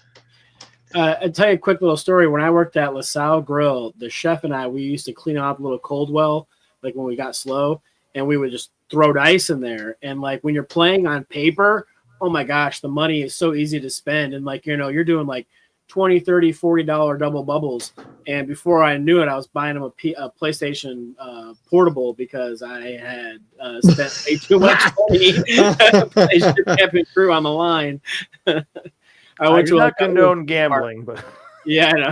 I went to Walmart and I was like, I'm gonna go buy myself a PSP, and he's like, you know what? I think I'm gonna cash in. Why don't you buy me one too? And I was like, you jerk. Don't tell them what you're doing. Yeah, it was a good time. all right, Yeah. Mike, what's your number 4, man? You probably address this, but I think in certain games it's absolutely part of the fun, especially quacks. Hey, Yeah. I've got the bonus die for this round. Why don't you keep pulling? It's 100% part of the fun. Yep. That Um, was our consensus before you got back. Yeah. Yeah. And this, of course, is because you're not actually losing anything. You're just playing a game and it's fun. Yeah. Well, Regardless. some people have a real problem losing games. Yeah.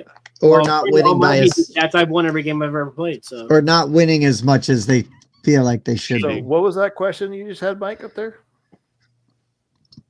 why do we celebrate going big in games when we'd call it reckless in real life? It's only Yeah, reckless if you lose. that's true. That's That's right. true. If you Because it's win, a game. you're a genius. As a football fan, right? I mean, that's the whole thing. When the coach goes for it on 4th and whatever, if he makes it, wow, what a great call. And if he doesn't, Wow, oh, what confidence, man. He knew what he's got going on. He was smart. Right, but then when He it was played, smart doesn't to go, do that. oh, 4th and 3rd down. Who would have get? Man, he called that pass play. That was brilliant. But then when it doesn't complete it, it's like, oh, what an idiot. yeah, worst Wow, he should have Yeah. known better. He should have like should have what a known complete better, moron. yeah. It's worst like, play calling I've ever seen. Yeah. Yeah. so, But I think your statement in parentheses is why we celebrate it in games, because there isn't like, oh, they're losing their house because the dude tried to go big at the casino. Right. No. Yeah. but Yeah. I mean, to be I always fair- celebrate when Bob buys me a PSP. I'm like, yes. But I will say, adding that element of real world consequences, especially the games, aka gambling, can up the ante for people where it's Well, much more intense of emotion and roller coaster. And But that's when you're where, playing games and you're losing actual money, you are Yeah. like riding the line. Like it really can get in your head, and it can really and that's where it some- can get some- dangerous, right? people really like it though. Some people Oh, really they like it. It really do. brings enjoyment to them, but some people it's like this is not good. But some people can handle it, and some people like drugs. You know what I mean? It's like a drug, right? They're addicted to it. They can't. They've got to have that rush of the of the win. It's Yep. I mean, that's a real thing. It is. Those endorphins.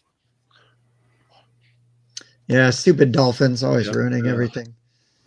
The Dolphins. Speaking of gambling, $20 on Pacers plus 4.5. Oh boy, here we go. Uh, Anyway, Mike, all right, what you so got? My We're still on 4, by the way. I know, yeah, I know, and it's like 9:30. All right, my number You should probably 4. pick it up, guys. This Sorry. won some awards last year. This is a super quick, fun game, and it's Captain Flip. Oh, it's going. Yeah, this one is super fun. I just kind of like that decision of the main push your luck element in this is the fact that I don't see any on this board. There has to be some. The gunners or the Bombers, the bombers. The bombers, these guys, they give you the most coins. Coins at the end of the game wins. When you receive a tile, you grab one tile, you can put it on your board or you can flip it and then put it on your board. But then some are in-game scoring and some are immediate scoring. Well, one of them is the bomber. He has the highest score that you can get in the game, and that's 5. The problem is if you put 5 of them or 3 of them on the board when the game ends, you lose. So you have to be able to flip them, and some characters let you do that when you place them. You got to try to flip those bombers, and if you're good, you can flip a bomber twice, so you get to resolve them and get 10 coins out of the same tile. Man, for such a simple, like fast tile placement, push your luck game, this one really is a lot of fun. Yeah, it's good. It's a great game. But yeah, I just like that. I mean, it's got some set collection. You got these swabbies that each one in you have in a column gives you incrementally more points. Some of them, like this guy, gets you 4 points if you don't have any bombers in this column. But yeah, ultimately the bombers are still going to give you the most. So you want to place them. You just don't want to have 3 when the game end is triggered. You can have 4 at some point, but as long as the game ends and you don't still have those 4 there, you're fine. So it's a really, really fun way of implementing press your luck. Does the end variable or is it pretty much set? It's variable because it's as soon as somebody fills up 4 columns. So there is that timing element where you can kind of see when the game might end. Somebody could kind of rush game in too, by building up. You were the one that screwed up and ended up with 3 bombers on your board. They can rush those 4 columns and end it while they're there, and too bad you lose. Mm-hmm. Yeah, so that timed ending is really what makes that push your luck mechanic work in this game. The fact that you can have 4 bombers in here and still pull off a win if you've got time to flip them over. If correct. But the thing is, this is one of those games that's like so fast and so light. You're going to try it. You're just going to do it because the game's over in like 15 minutes. And if you pull it off, it's really satisfying. So this is not an example of one where like if you bust too much, it's not fun. You're probably having fun just trying to pull it off. It's okay. I like Captain Flip. I don't mind it. It's short. I enjoy it quite a bit. It's good for what it is, a 15-minute push your luck game. Yeah, I mean, I bought a copy. I like it. Mm-hmm. All right, and I just feel like there's several other games here that we might have some overlap on, so I had to do some padding here. So, all right, can't see me. Number 3.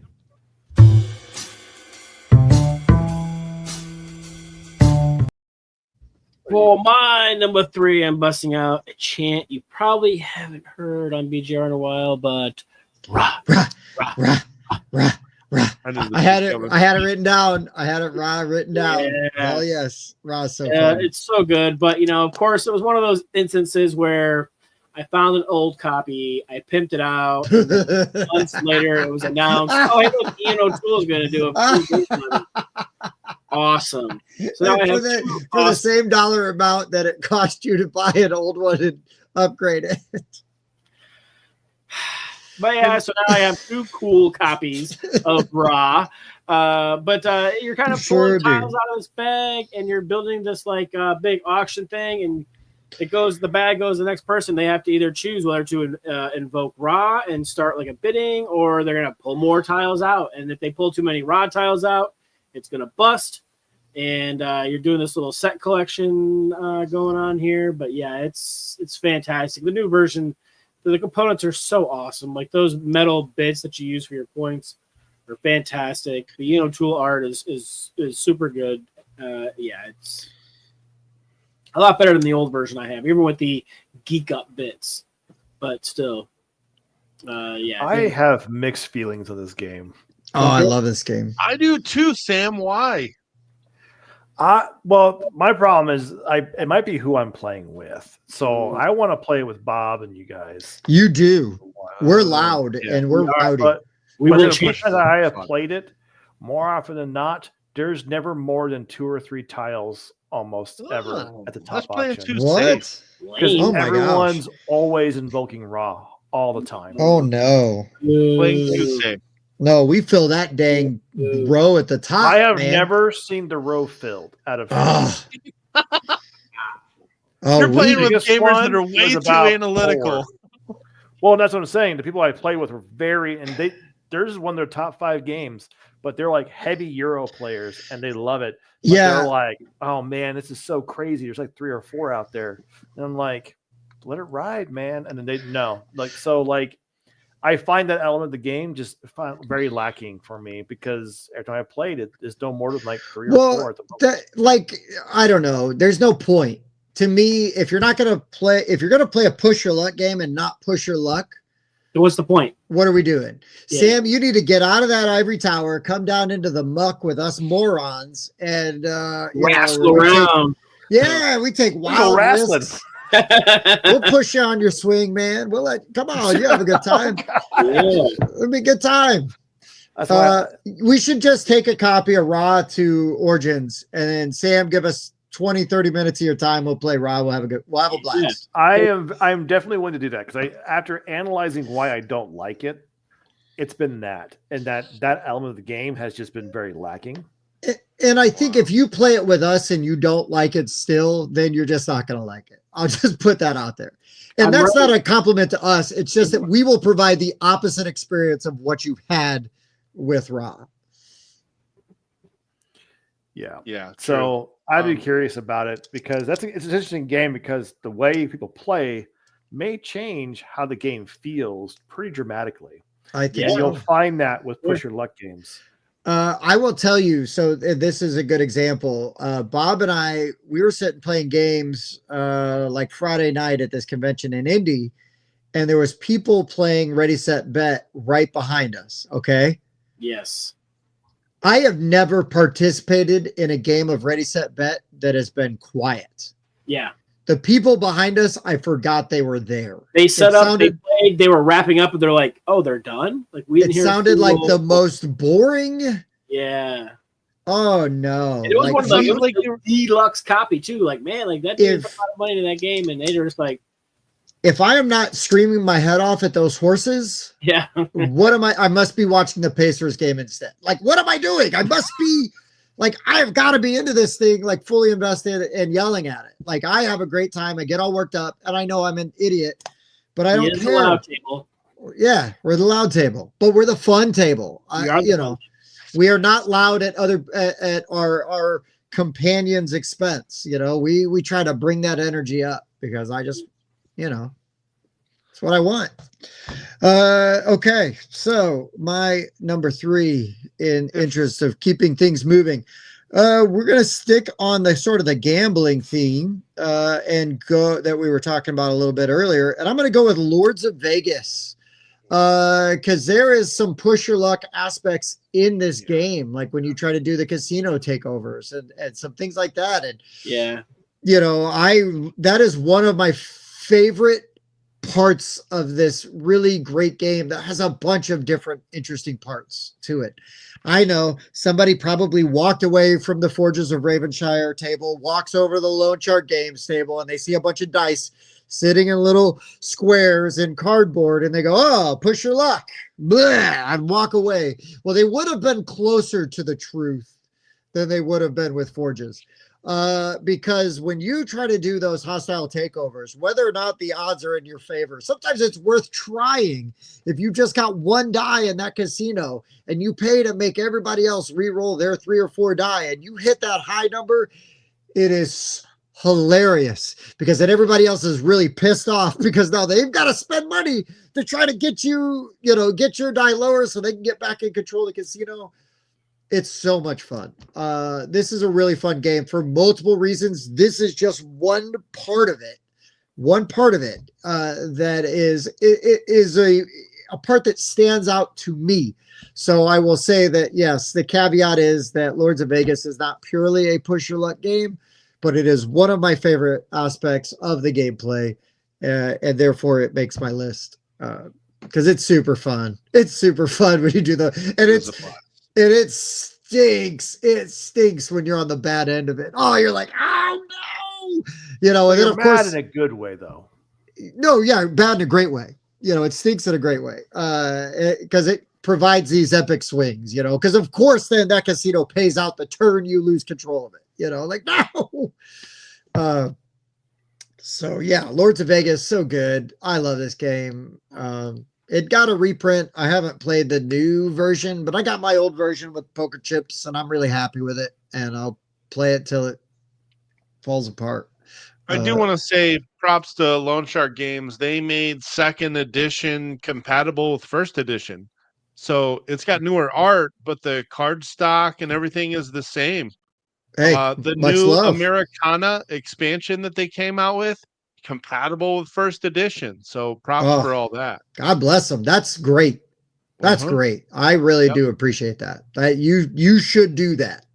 I wholeheartedly think that you should do that because that's going to bring in those people that are like, well, I don't want to have to rebuy the whole thing. Like, no, come on in. The water's fine. Just bring your, second, your upgrade, your add-on, and let's go.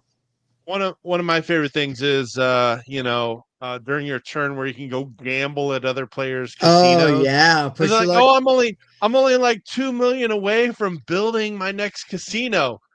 Let's go gamble at Bob's casino. Like, why wouldn't I try that? Because if I win, like, yes, I get to build on this turn where otherwise I would not. Well, the other fun thing, Mike, with that is, do I cover the bet? Oh, Mike's coming to my casino. Do I cover the bet? Yeah. That's because I could like, oh, you could be paying me. Like, let's go, buddy. If you lose, right? Let's go.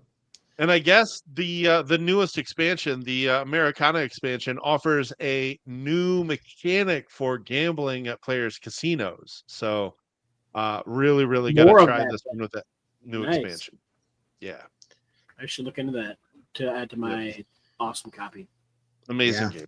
Bob has an awesome copy. I need to get fuzzy handcuffs so I can walk in with it like handcuffed to me because I have like the suitcase for it. So yeah, Bob's got the Pulp Fiction version. But are we good? We good? We good. Oh, we good.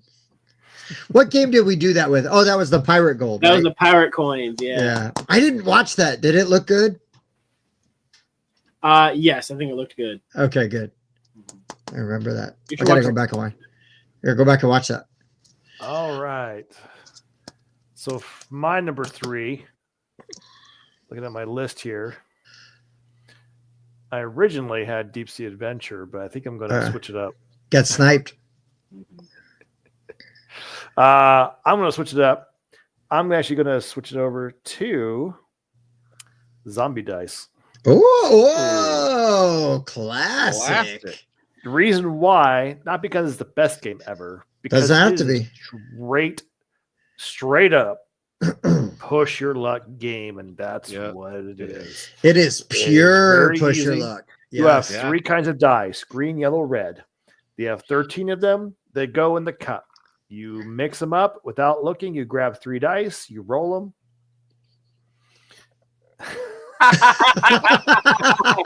Who says it doesn't? Yes. Oh, that's so good. Anyways. So, like, nice when you get shotguns, you can't re-roll them. You get 3 shotguns, you lose. Brains are good because you're a zombie, so you eat the brains. And then footsteps means you got a runner, so you get to re-roll those if you so choose. But you have to decide, like, well, these are red dice. These are more likely to kill me than the green dice or the yellow dice. Mm-hmm. And so you have to make decisions on, like, oh, but I already rolled the other red dice, so maybe I'll be okay. So it just really depends. Enjoyable game though. It is. Very quick, very easy, Yeah. very classic. I played a lot of zombie dice very early in my hobby, career. And yeah, I think like as you get like really deep into the hobby and you play a bunch of games, it's really easy to like turn your nose up at some of these. But honestly, like zombie dice it accomplishes exactly what it sets out to do. It is a very straightforward, no brainer, pun intended, just have some fun with it. So that's what's interesting about these games, because I've been doing a lot of teaching as of late and introducing new people to board games as a whole. Mm-hmm. So that's why like Deep Sea Adventure, Welcome to the Dungeon, Galactic Cruise. Dice. Oh, like these are Dungeon Diners. These are all Goats and Goblins. So, but like Zombie Dice and stuff is very good because people understand push your luck. Mm. At least in the American society, we understand it pretty readily. Yeah, people are familiar with the concept. Like you could go for more, or you can do this, and so basic kind of stuff like that. They really can understand and get into the game and learn the strategy pretty early on. That's a good thing about push your luck games. Is a lot of them are actually fairly user friendly in terms of teaching. Yes, I would agree with that. Like Ticket to Ride. Just kidding. What's interesting about it is because the game is essentially living. The reason why the game works is because it's living off of an emotion or like a moment where you push your luck and do you win or lose. And that's what it lives for. That's what the whole game's about. So, yep. I think my number 1 and 2 are all emotion. So yeah, I agree. Right. Go ahead, Mike. Finish this out for 3. I am stealing some number 1s with this pick, but this is where I had it. These guys can sub out if they want. This is we're a huge fan of this game. We play it on the stream all the time. Are you talking about the greatest game ever made? It's the greatest card game ever made, and it's Flip 7, baby. Yeah.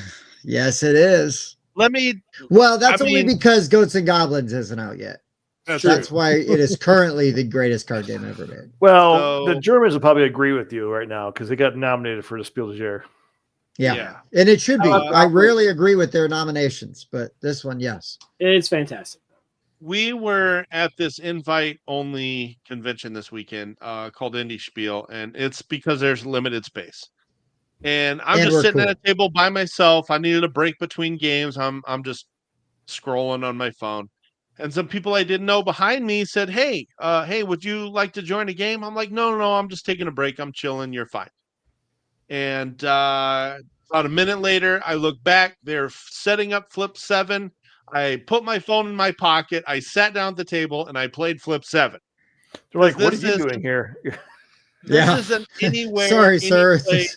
This isn't kindergarten. Please leave.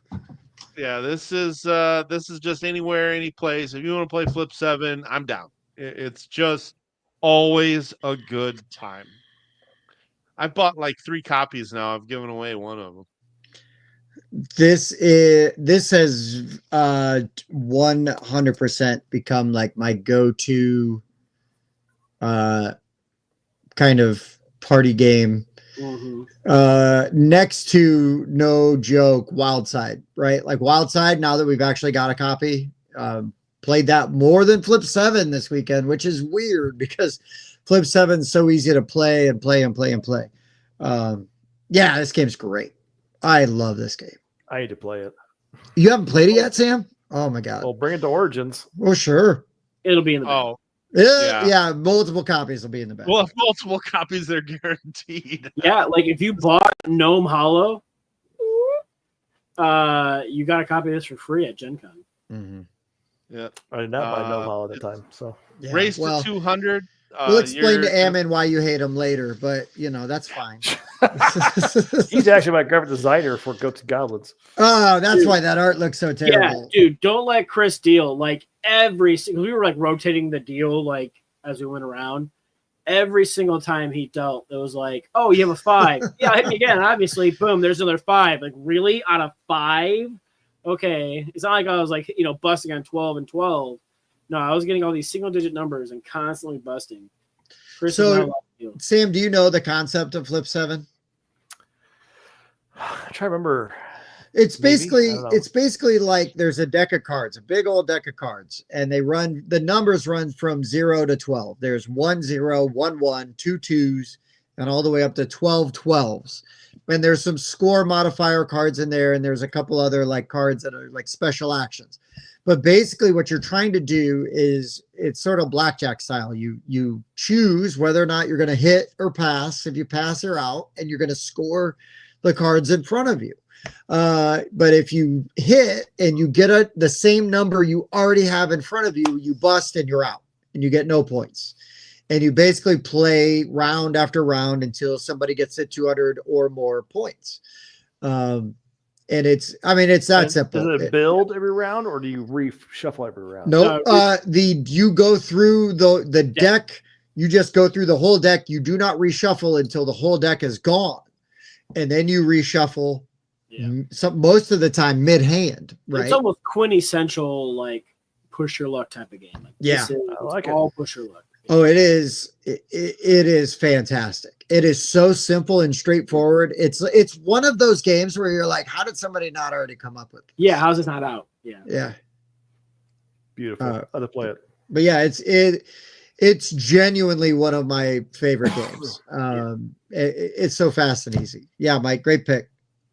I don't understand how it's push your luck though. I'm just kidding. It is pure push your luck. There's no other mechanic to this game than push your luck and volume. I see Tim still doesn't know what push your luck is. Yes. I deliberately left it off my list. So I figured somebody else would talk about it. Yeah, I had it written. It would have been on there. It would have been much, I had it written, and if nobody said it for some reason, it would have been my number 1. But let's go to number 2. I got to cover it when I wanted to, so I'm good. Number 2.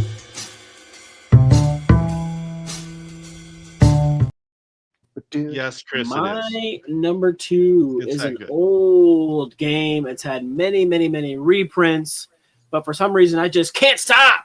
Every time I'm rolling my dice, I just want to keep rolling and climbing up these ladders and trying to get to the top, and then I'm just gonna go all the way back down again. That's what I thought Dave Rossi's was gonna be when he said it was pressure luck and roll and move. Was can't stop, but he said it was really just sorry. So it's fine. Did he really say sorry? He did say sorry. Okay. But can't stop's better. The one with the stop sign on it. Yep.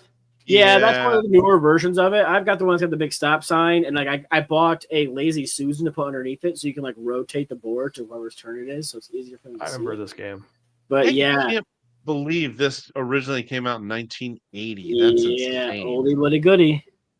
There can be a little bit of downtime between turns and whatnot, but like this is another one of those like when I think like press your luck kind of thing. I'm rolling. Come on, 5, 6, and 7. Those are easy numbers to get. What you do in the downtime between turns is you talk trash to the people rolling dice, and you turn them into bad decisions. Bringing that good old peer pressure that we were talking about earlier. That's right. Yeah. What's up, Nix? Hey, Nix. Yeah, Bob, great pick. I had that written down because it makes sense. Yep, it makes sense. Yep. Quintessential push your luck. Yep. My number 2, I love obviously because it's on my list, but it does 2 things that I love in games. One is there's a little bit of bluffing, and 2, there's definitely push your luck, and that is Celestia, or what is it? Malem, the cat version. Let's shoot our cats into space. No, this game's super fun. Does everybody like jump out? How long do you ride this ship down, with the captain? Do you have an item that's going to let you bail out, even if it crashes? This game's super fun. I love playing it I hate playing it with West because I never know whether I can trust that shady jerk. Yeah. So you can always trust West, except you can't. Until you can't. Right. But this game's really cool, really good. I think I would love to have both versions, this and Malem. I think my in-laws and my family would like rather play Blem because they would be more drawn to the theme.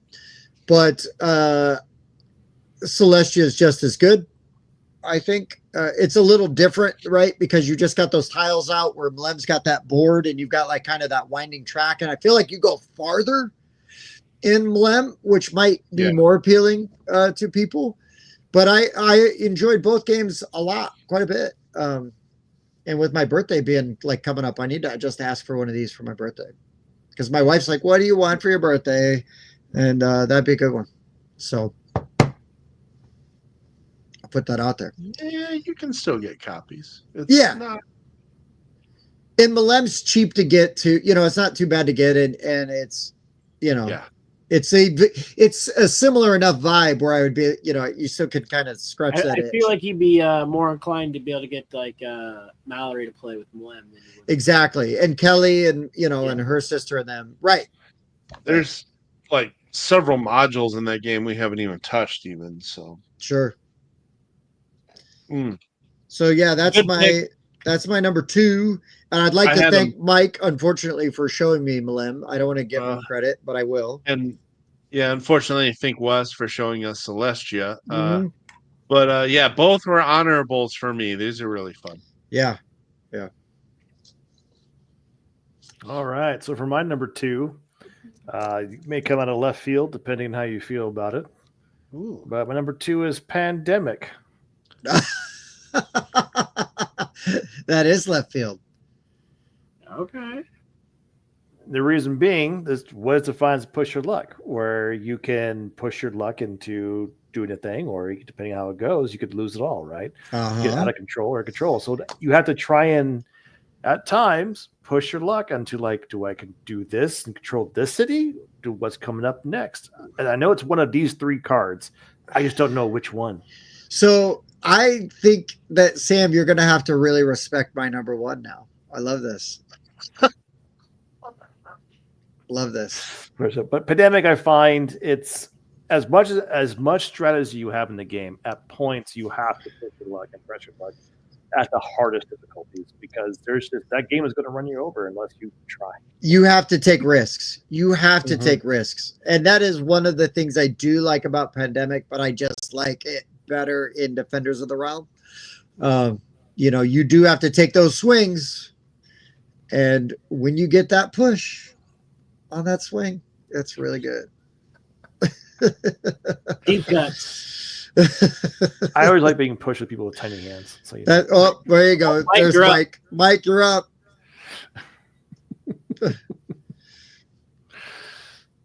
So Pandemic, specifically Fall of Rome. That's the good one. Oh, right on. I need to play some of the those Pandemic, other versions of Pandemic, right? Like I want to play the Fall of Rome. I want to play the Cthulhu one, like some things like that. So there's a lot of them. There's even the Pandemic Frozen Throne from World of Warcraft. Oh, nice. Yeah. There you go. And there's the Clone Wars, which is... Oh, yeah, I want that one too. Yeah, of course. I have that one. I need to get it played. I don't want to play yours. Okay, Right. Just kidding. Anyone else? Yeah. Bob, do you have one on your shelf of shame we could get I'll buy one. Okay, cool. Maybe you can just clone I'm not playing mine. Mike's. Okay. Yeah, there you go. We don't want to play Mike's. I want it to be on Shriek. So he's got a game on the shelf of shame because he always rubs it in our noses. How many games we have unplayed versus him. I have a higher percentage of unplayed games, I bet, but my collection's not nearly as big. That's right. Yeah, you call me more frequently. Yeah, I know. I cycle my games out. Okay, my number 2. This has become one of my all-time favorite games in the last few years. And I just absolutely love Heat Pedal to the Metal. Curse you and all that's your family. Did you just take Sam's number 1? I love racing, so that's number 1. I don't necessarily love it like in person, which is weird because I'm kind of a car guy. But man, I love racing as a mechanic. Just first to the finish line. I really enjoy that. And the hand management in this game is so clever because everybody's dealt the exact same deck of cards, but you just got it's really just how much do you want to push your luck to try So to is get it your pushing way your to the luck when you finish put a line. plus card out there? Is that the only push your luck part of it? Yes. Because I was So- looking at this game and I saw it was on the push your luck and I was like, really? The only thing time you're pushing your luck though is when you play that plus. I mean, I love this game. It's a Yeah. fantastic game. Don't get me wrong. So it's you're playing cards that have numbers on them, and of course the numbers are going to move you forward along these segments of the track. During your turn, you have the option to boost, which is playing a card. You can play a card from your hand that has a plus, and when you do so, you're just going to draw a random card from the top of your deck. And if you go around a turn, you're only allowed to really go the speed of the turn. So if my speed is 3 going around this turn, I'm safe. Let's say my speed is 5. I have to discard heat cards from my engine, and the engine is the middle here. I have to have the heat cards to make up for the difference. So that would be 2 heat cards if I went 5 speed around here. Well, if you're boosting, you're pulling from your deck, and you don't know exactly what card you're going to draw. It's anywhere from 1 to 4. Or 1 to 6 if you're playing with modulos. So there is a chance that you'll bust, which takes you, even if you go around the turn, all the way back to right before you went around the turn. So there is that chance that you could lose your progress and go to the beginning of the turn. Now, Go ahead. I was just going to say, we were talking earlier about what games have push your luck that can be frustrating. If you continue to push your luck around turns and you get moved back to the beginning of the turn, this game can be tight. And if you get behind early, it sometimes is very difficult to catch up. Now, I've seen people catch up, I've seen come from behind wins, but it's not always possible. And this is an example of a game where if you push your luck too much early, you may not ever come back. And that can you're be out. frustrating for some Yeah. players. Yes. I know it happened to Tim in a BGA game. So Yeah, and this is one of those where if I was playing with a physical copy, I feel like I would have made better decisions, but like I don't know why. Sometimes mentally, digitally, it doesn't translate as well as if it's just right in front of me. well, Plus, like this game- physically, you could be like, "Oh, wait, I didn't mean to play that one. Can I like switch this to?" Yeah, like wait, guys, am I understanding this card correctly? If I play Yeah. this, is this what's going to happen? No. Oh, well, shoot. No, definitely not doing that. The BGA implementation of Heat could do really well by giving you the take backsies option for certain card plays for Mhm. sure. Because it's very punishing if you do bust multiple times. But I love this game. I just love that everybody's got that same hand of cards, and sometimes like that boost and getting around a turn, or slipstreaming, playing a lower card and being able to get extra moves just by landing behind or next to another car feels very satisfying. I absolutely love this game. As you guys know, I've racked up 24 plays of this in just the last Heyo. 2.5 years. So huge fan. And Not bad. apparently I took one of Sam's and he agrees with me. Yeah, that was going to be my number 1, but Wow. Attaboy. Well done. Yeah, I love this one. We need to play it sometime. I bring it everywhere I go. Like I mean, it'll hope be you're in bringing it Origins. to I can Origins. guarantee you that. So It'll be there. yeah, I'll play it again. always bring this game. with expansion. Yeah, I haven't played Heavy Rain yet. Have you? No, and I did see I might be having Karen pick up the newer expansion for me at JJ's or whatever. So Oh, Tunnel Vision. yes, Tunnel Vision. Yeah, what he said. Yep. Nice. Yeah, I need to grab this one. I haven't even used Heavy Rain, which is a shame. But I know. I'm gonna have to figure out a new storage solution though, because I already have lid lift, and if that comes with new maps, I'll have to gank that insert out of there and do something else. Mhm. it's more maps. And Heavy Rain is, and I may have these backwards, but I know the 2 mechanics that are added between these expansions. So correct me if I'm wrong. One of them is that you can't discard cards. You just got to play what's in your hand. The other one is that well, I just had a brain fart. Cool. I totally just had a brain fart. You can't discard cards, and yeah, I can't remember the other one. Wow, sorry, It's okay. failure. We'll figure it out. It's amazing though. I can't wait to play it again. Could have been my number 1 easily, but it wasn't. So let's get to Bob's number 1.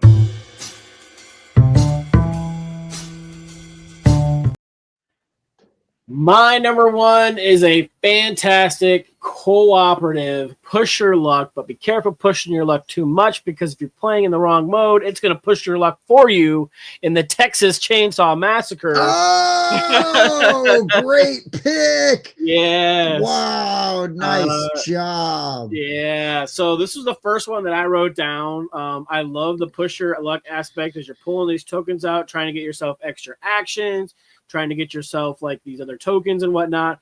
But if you pull out a Leatherface when you're playing in like the massacre mode, I forget what it's called. I think it's called Slaughterhouse mode. You're forced to pull again, and he just keeps moving towards you, moving towards you, moving towards you.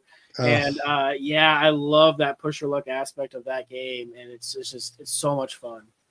Oh, so good. Yeah, so good. So much glad fun. you didn't think of that one. So so good, man. Great pick. I love it. I'm jealous that I didn't think of that one. Yeah. So much fun. Human flesh that prolapses too, because it's What? But no, it's a great game. It's a tough co-op. Like I said, you can play if you play without the slaughterhouse rules. To me, it feels a little too easy. Yeah. If you pull Leatherface tokens out and he's getting too close, you just stop. But it just really ramps up the intensity by when you pull that Leatherface token out and he moves towards you. Now you have to pull again. If you pull another one out, he moves closer to you, and you have to pull again. And man, that really kind of like ramps it up. Yeah, Bob and I like to throw it into hard mode, and it gets pretty wild. Yeah, it's super fun. This is a Scott Adams, right? Isn't that the Scott Rogers? Rogers. Yep. Scott Rogers. Friend of the show, yeah, Scott Rogers. Yeah, Rogers. Yeah. Really good designer. Yeah, really good. Evan. What's up, Evan? Pretty good. Yeah, like Evan. Yeah, right. All right. So my number 1 is also cooperative. It's not Texas Chainsaw Massacre. It's also cooperative. Pandemic. But the press your luck is in the path that you choose. And I'm talking about Slay the Spire. When we were playing this the other day, and this really is where it kind of came up, is we had a path lined up that was basically like all question marks, but we could have diverted at one point to try to go after an elite boss to then get like some better gear, which then would, like get those good rewards. And if we could have come through that, then we could veer back up. And so you're constantly faced with some of these decisions and like, sure, you don't always want to fight dudes, but you're maybe not getting as many good rewards by taking sort of that easier path. So you got to try to like balance, pick and choose, because the risk is high and the reward is high. You get some really great equipment and, like some artifacts, relics that you can use and some potions, but at what cost? At what cost? Are you going to have enough health? Are you going to have, is your deck going to be, just jamming enough that when you get to those really difficult bosses that you're going to be able to get through it? So kind of sneaky good for me, and push your luck is an aspect of it. But I really like this game, and I've discovered that I really like this game at all player counts, 1, 2, 3, and 4 player.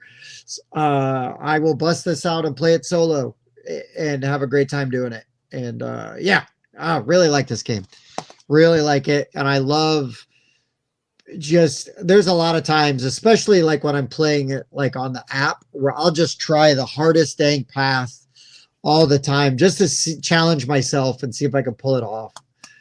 Usually I go down in flames. But if you take too easy of a path, you get to those later bosses and you just, because you haven't built yourself up. So you got to find that balance, that push and pull, like where's the right place to be. Love it. Love it.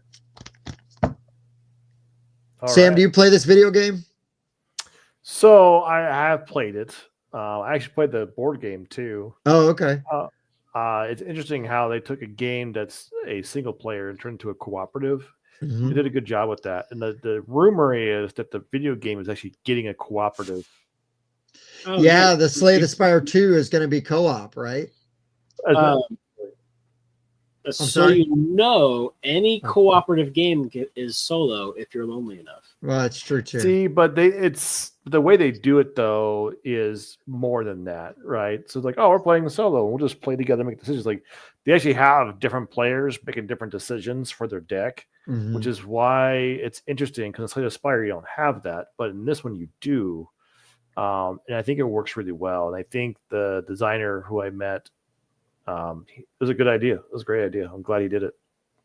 I was shocked that they pulled this off. I was very skeptical and No, they did a great job.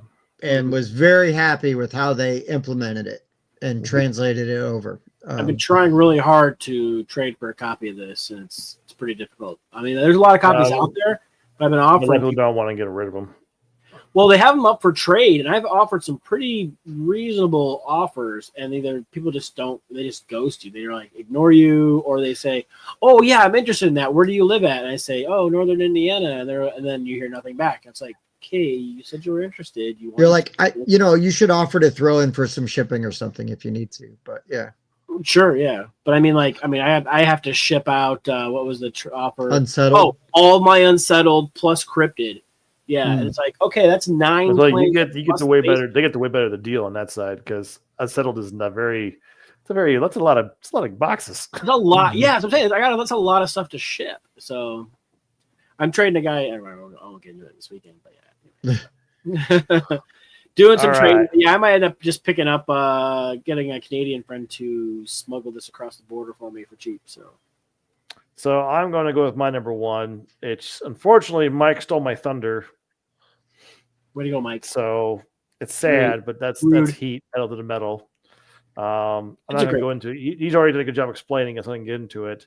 But I will throw in now an honorable mention of a video game that I've been playing that's got a lot of elements of push your luck to it, called The Bazaar. The Bazaar? Like this game. B-A-Z? B-A-Z-A-A-R. A-A-R, like a shop. Bazaar. Yeah, okay. Do not play this game unless you are willing to get hooked, because this game has consumed me in a way that is like crazy. It's been a long time since I've been this crazed about a game. Like, it is incredibly good. I think I've heard about this game, and because I've been obsessed with Expedition 33, I have not messed with it yet. Which I will want to play that one too. But so the Bazaar is an auto battler, is what it is. Yes. But what it is, it's every day you have like 6 turns.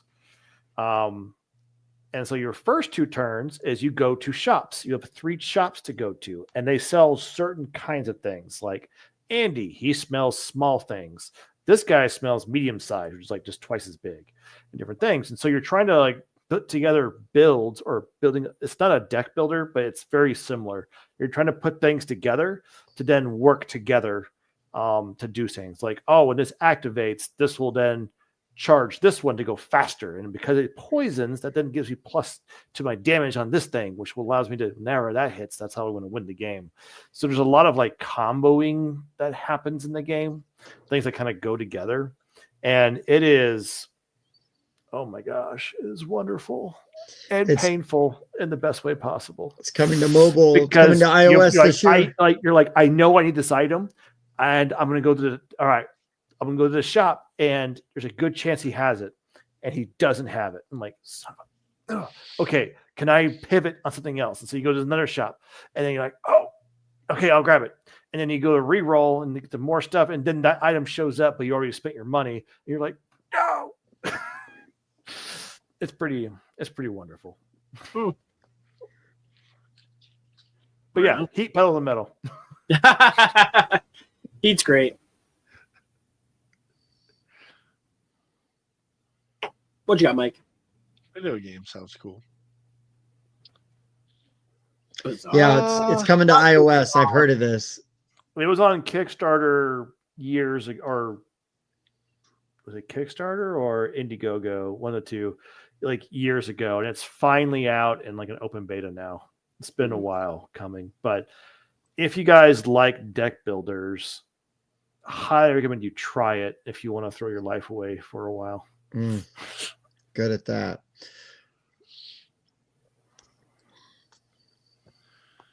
All right, Mike. I think some of you guys would enjoy it. It's pretty spectacular.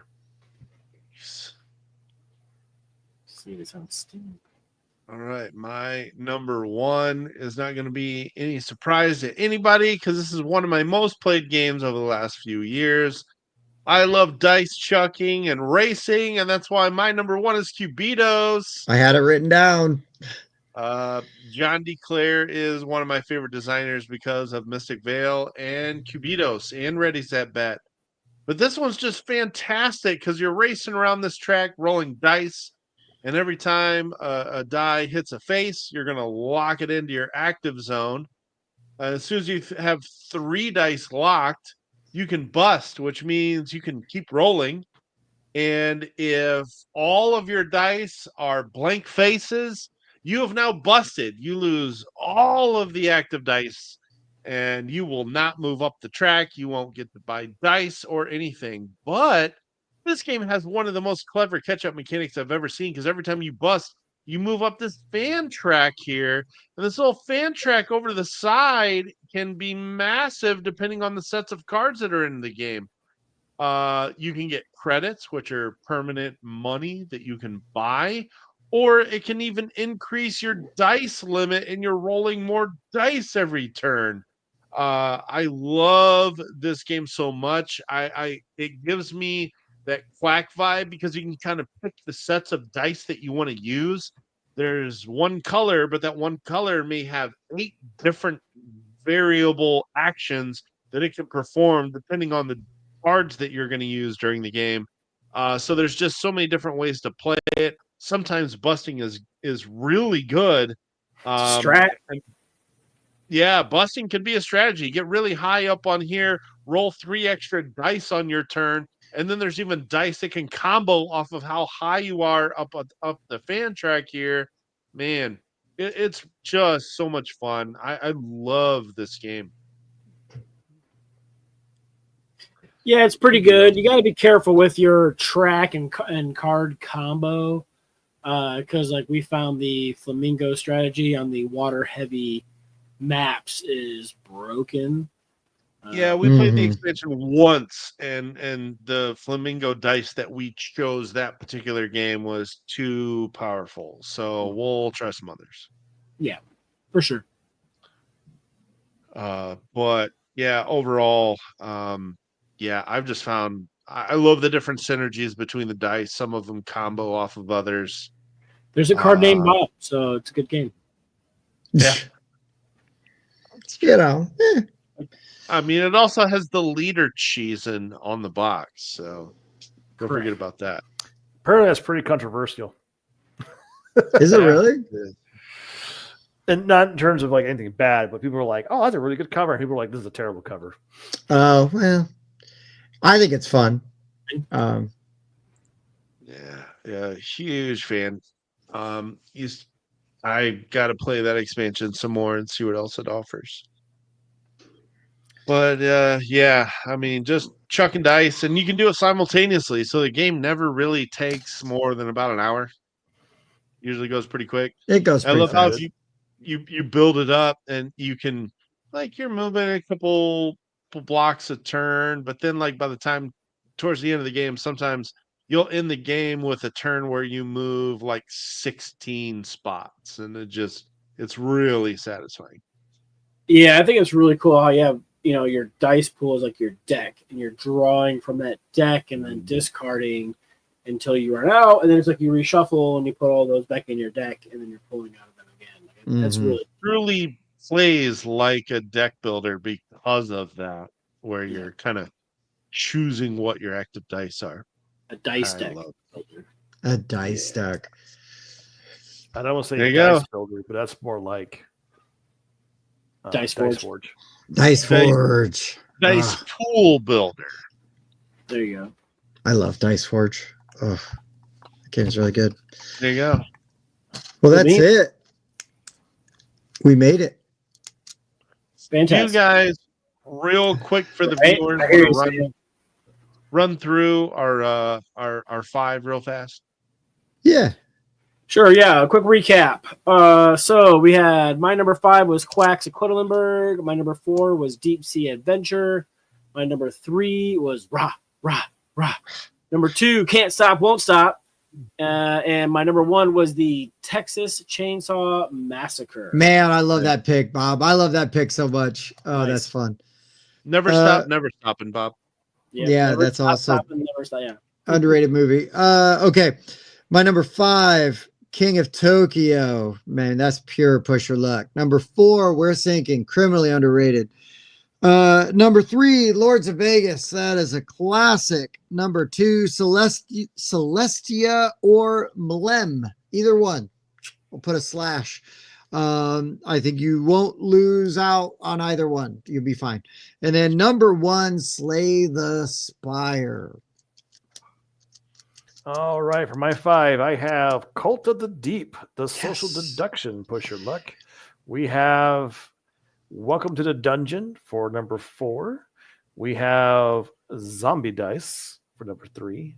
Then we have The Pandemic, number 2. And then Mike stole it, but Heat pedal to the metal for number 1. Well, now you just said it first, so you didn't. You didn't steal so it. you You got just took it back. Yeah. I could have had Heat and Cubitos in opposite order there. Would you but, say they were in a dead heat for first? that is true. I was in That's a cube cheesy. trying to figure out Cheesy which one joke. But I ultimately went with Cubitos because I thought it was a bigger part of the game, even though I like Heat more. My number 5 was Mystic Veil. Number 4, Captain Flip. Number 3, Heat. Number 2, Flip 7. And number 1, Cubitos.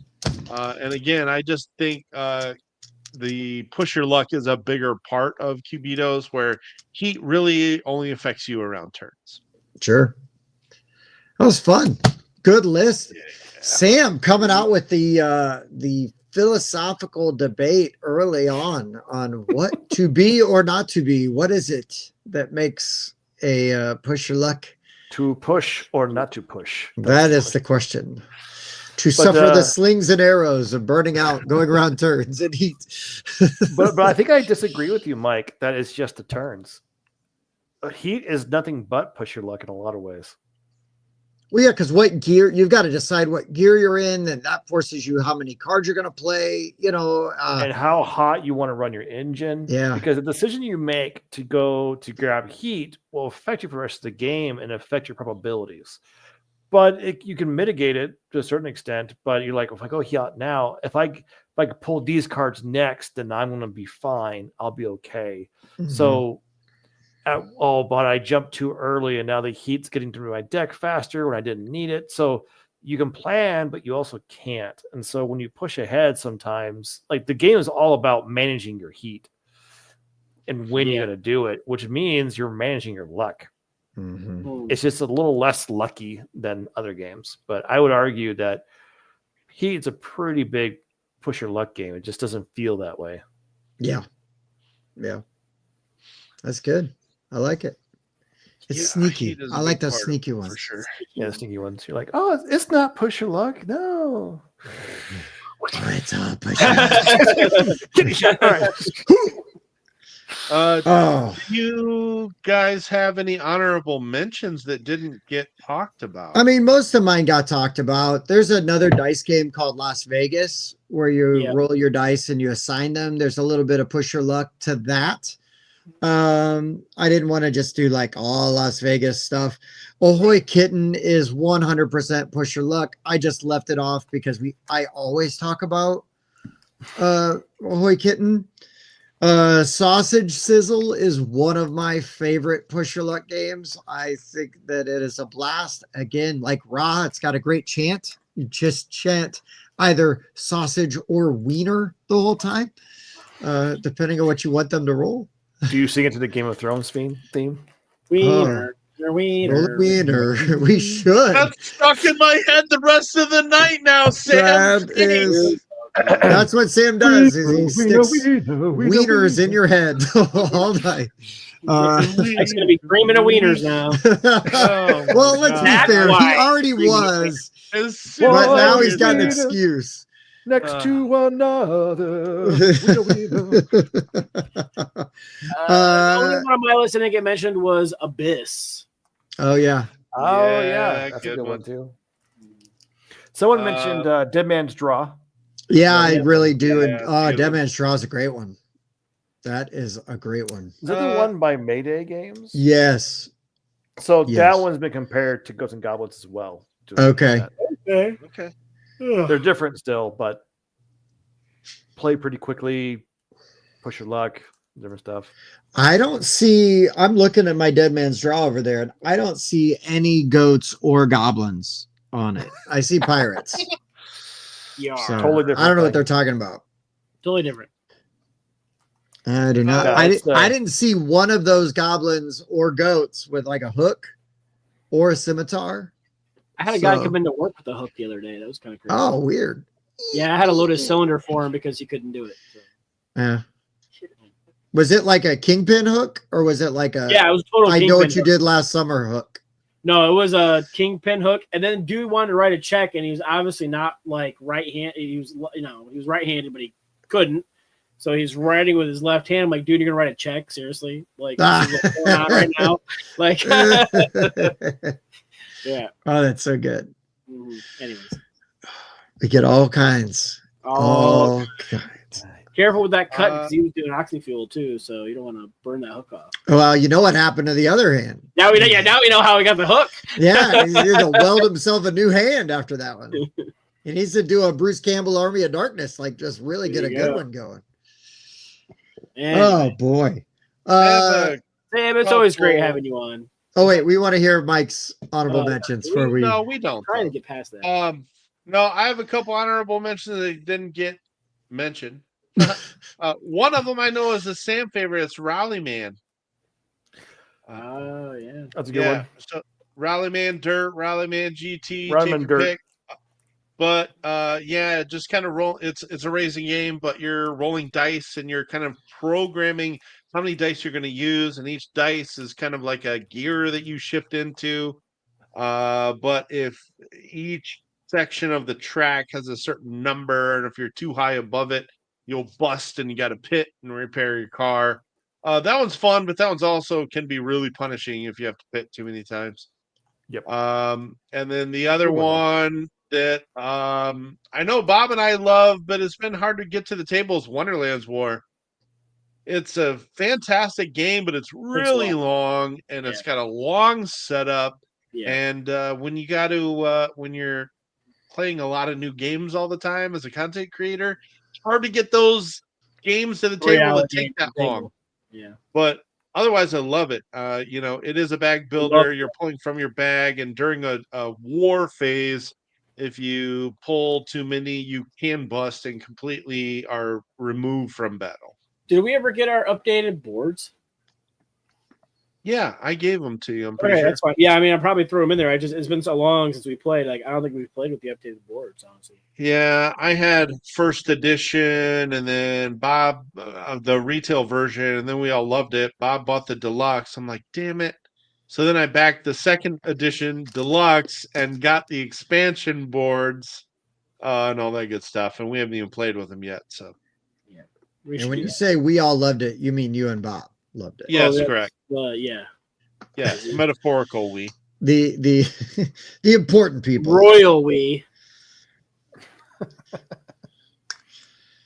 Sam, did you have any honorable mentions? Did we ask you that already? I'm trying to think. I like 'cause I love Quacks. That's also a really good one. Yep.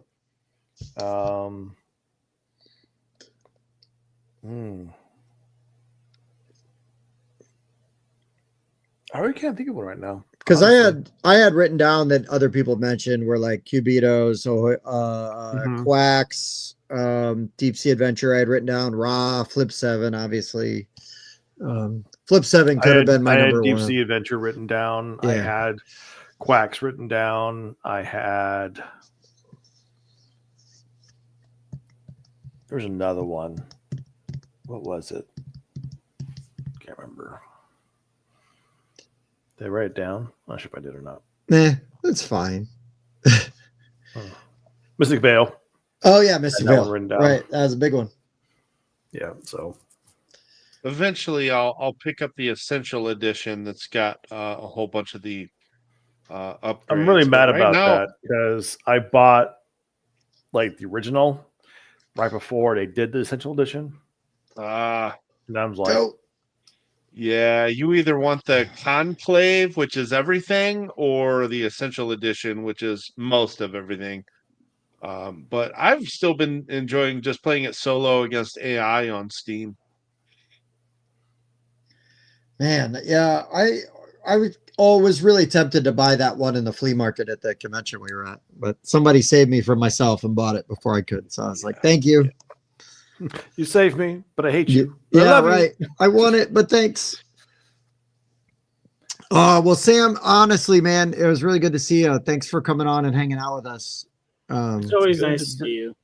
It's good to be around. It's good to be making stuff and making games and talking to people. And it's going to be a really good time at Origins. I look forward to having a really great excuse to hang out in your booth with you guys for a bit and not just feel like a lurker.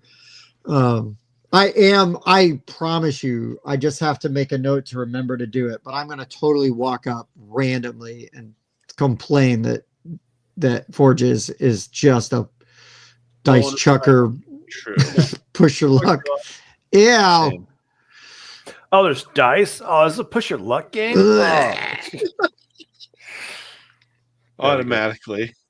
Anthropomorphic animals. Bleh. Sorry. Wow. Cozy games are out. Gosh. Some people's definition of cozy games do not It's match very- mine. Well, they're using the terminology. You see it a lot in marketing. What's happening is people are using the terminology of cozy because it's a very good word that's searching well and Right. responding well. Sure. So people are clicking on it because it's a cozy game. That's what you're saying.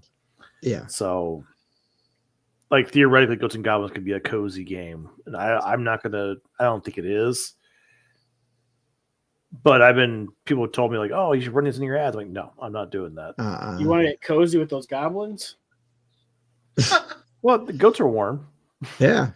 That's true. They have a coat. This is true. Did you see all the hair? I Especially all did. the emo goats. Yeah. Emo goats. Those goblins look pretty chill. They're actually pretty. Yeah. They like Where's them. Ed? So if anyone's interested, you can go to the Kickstarter page to notify me when we go live. It should be July 8th. That's when we go live. I'm So. sure Mike will be dropping the link. Yes. Well, Everybody. It's already in the description. Everybody go follow. Go to BGG. Right. Look up Goats and Goblins. Follow, you'll get the notifications and you'll see what's up. I am hearting it right now. I'm number 2 on the fans. Damn it. Mike beat me. He was That's right. first. Curses. We need to bump these follower numbers up. Come on, give us a rundown bump here. Mike became a follower 2 hours before me. I've failed. But I am liking and subscribing on their BGG page because despite the designer, I really am interested in this game. I'm way Well, you're nicer gonna see a lot of it at Origin. So I'm way nicer to Sam than I was to Josh Bowman last week. Yeah, we were talking about Beach Day, and I kept talking about how terrible Beach Day is. I haven't played it. I haven't seen it, but he was an amazingly good sport about it, which was awesome. Considering I don't know him near as well as I know you, but it's fun. Yes, there we go. I kept refreshing till we got a bump, and we did.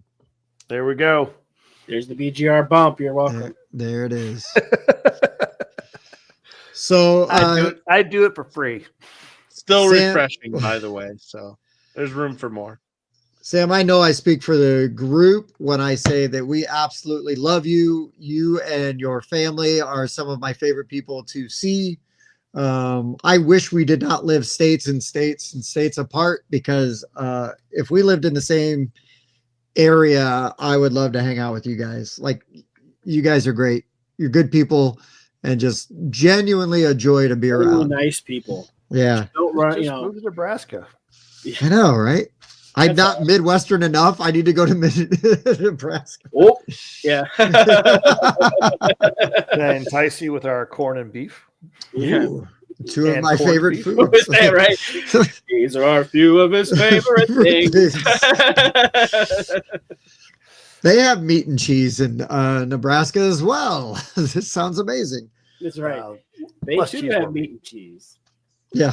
We also have a fast food chain called Runza, so we can get you there as well. Oh, okay. I haven't had that, but I'll try it. You have to runza to the bathroom after you eat it. Yeah.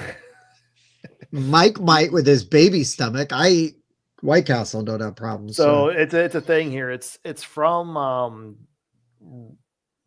what is it? Germans from Russia.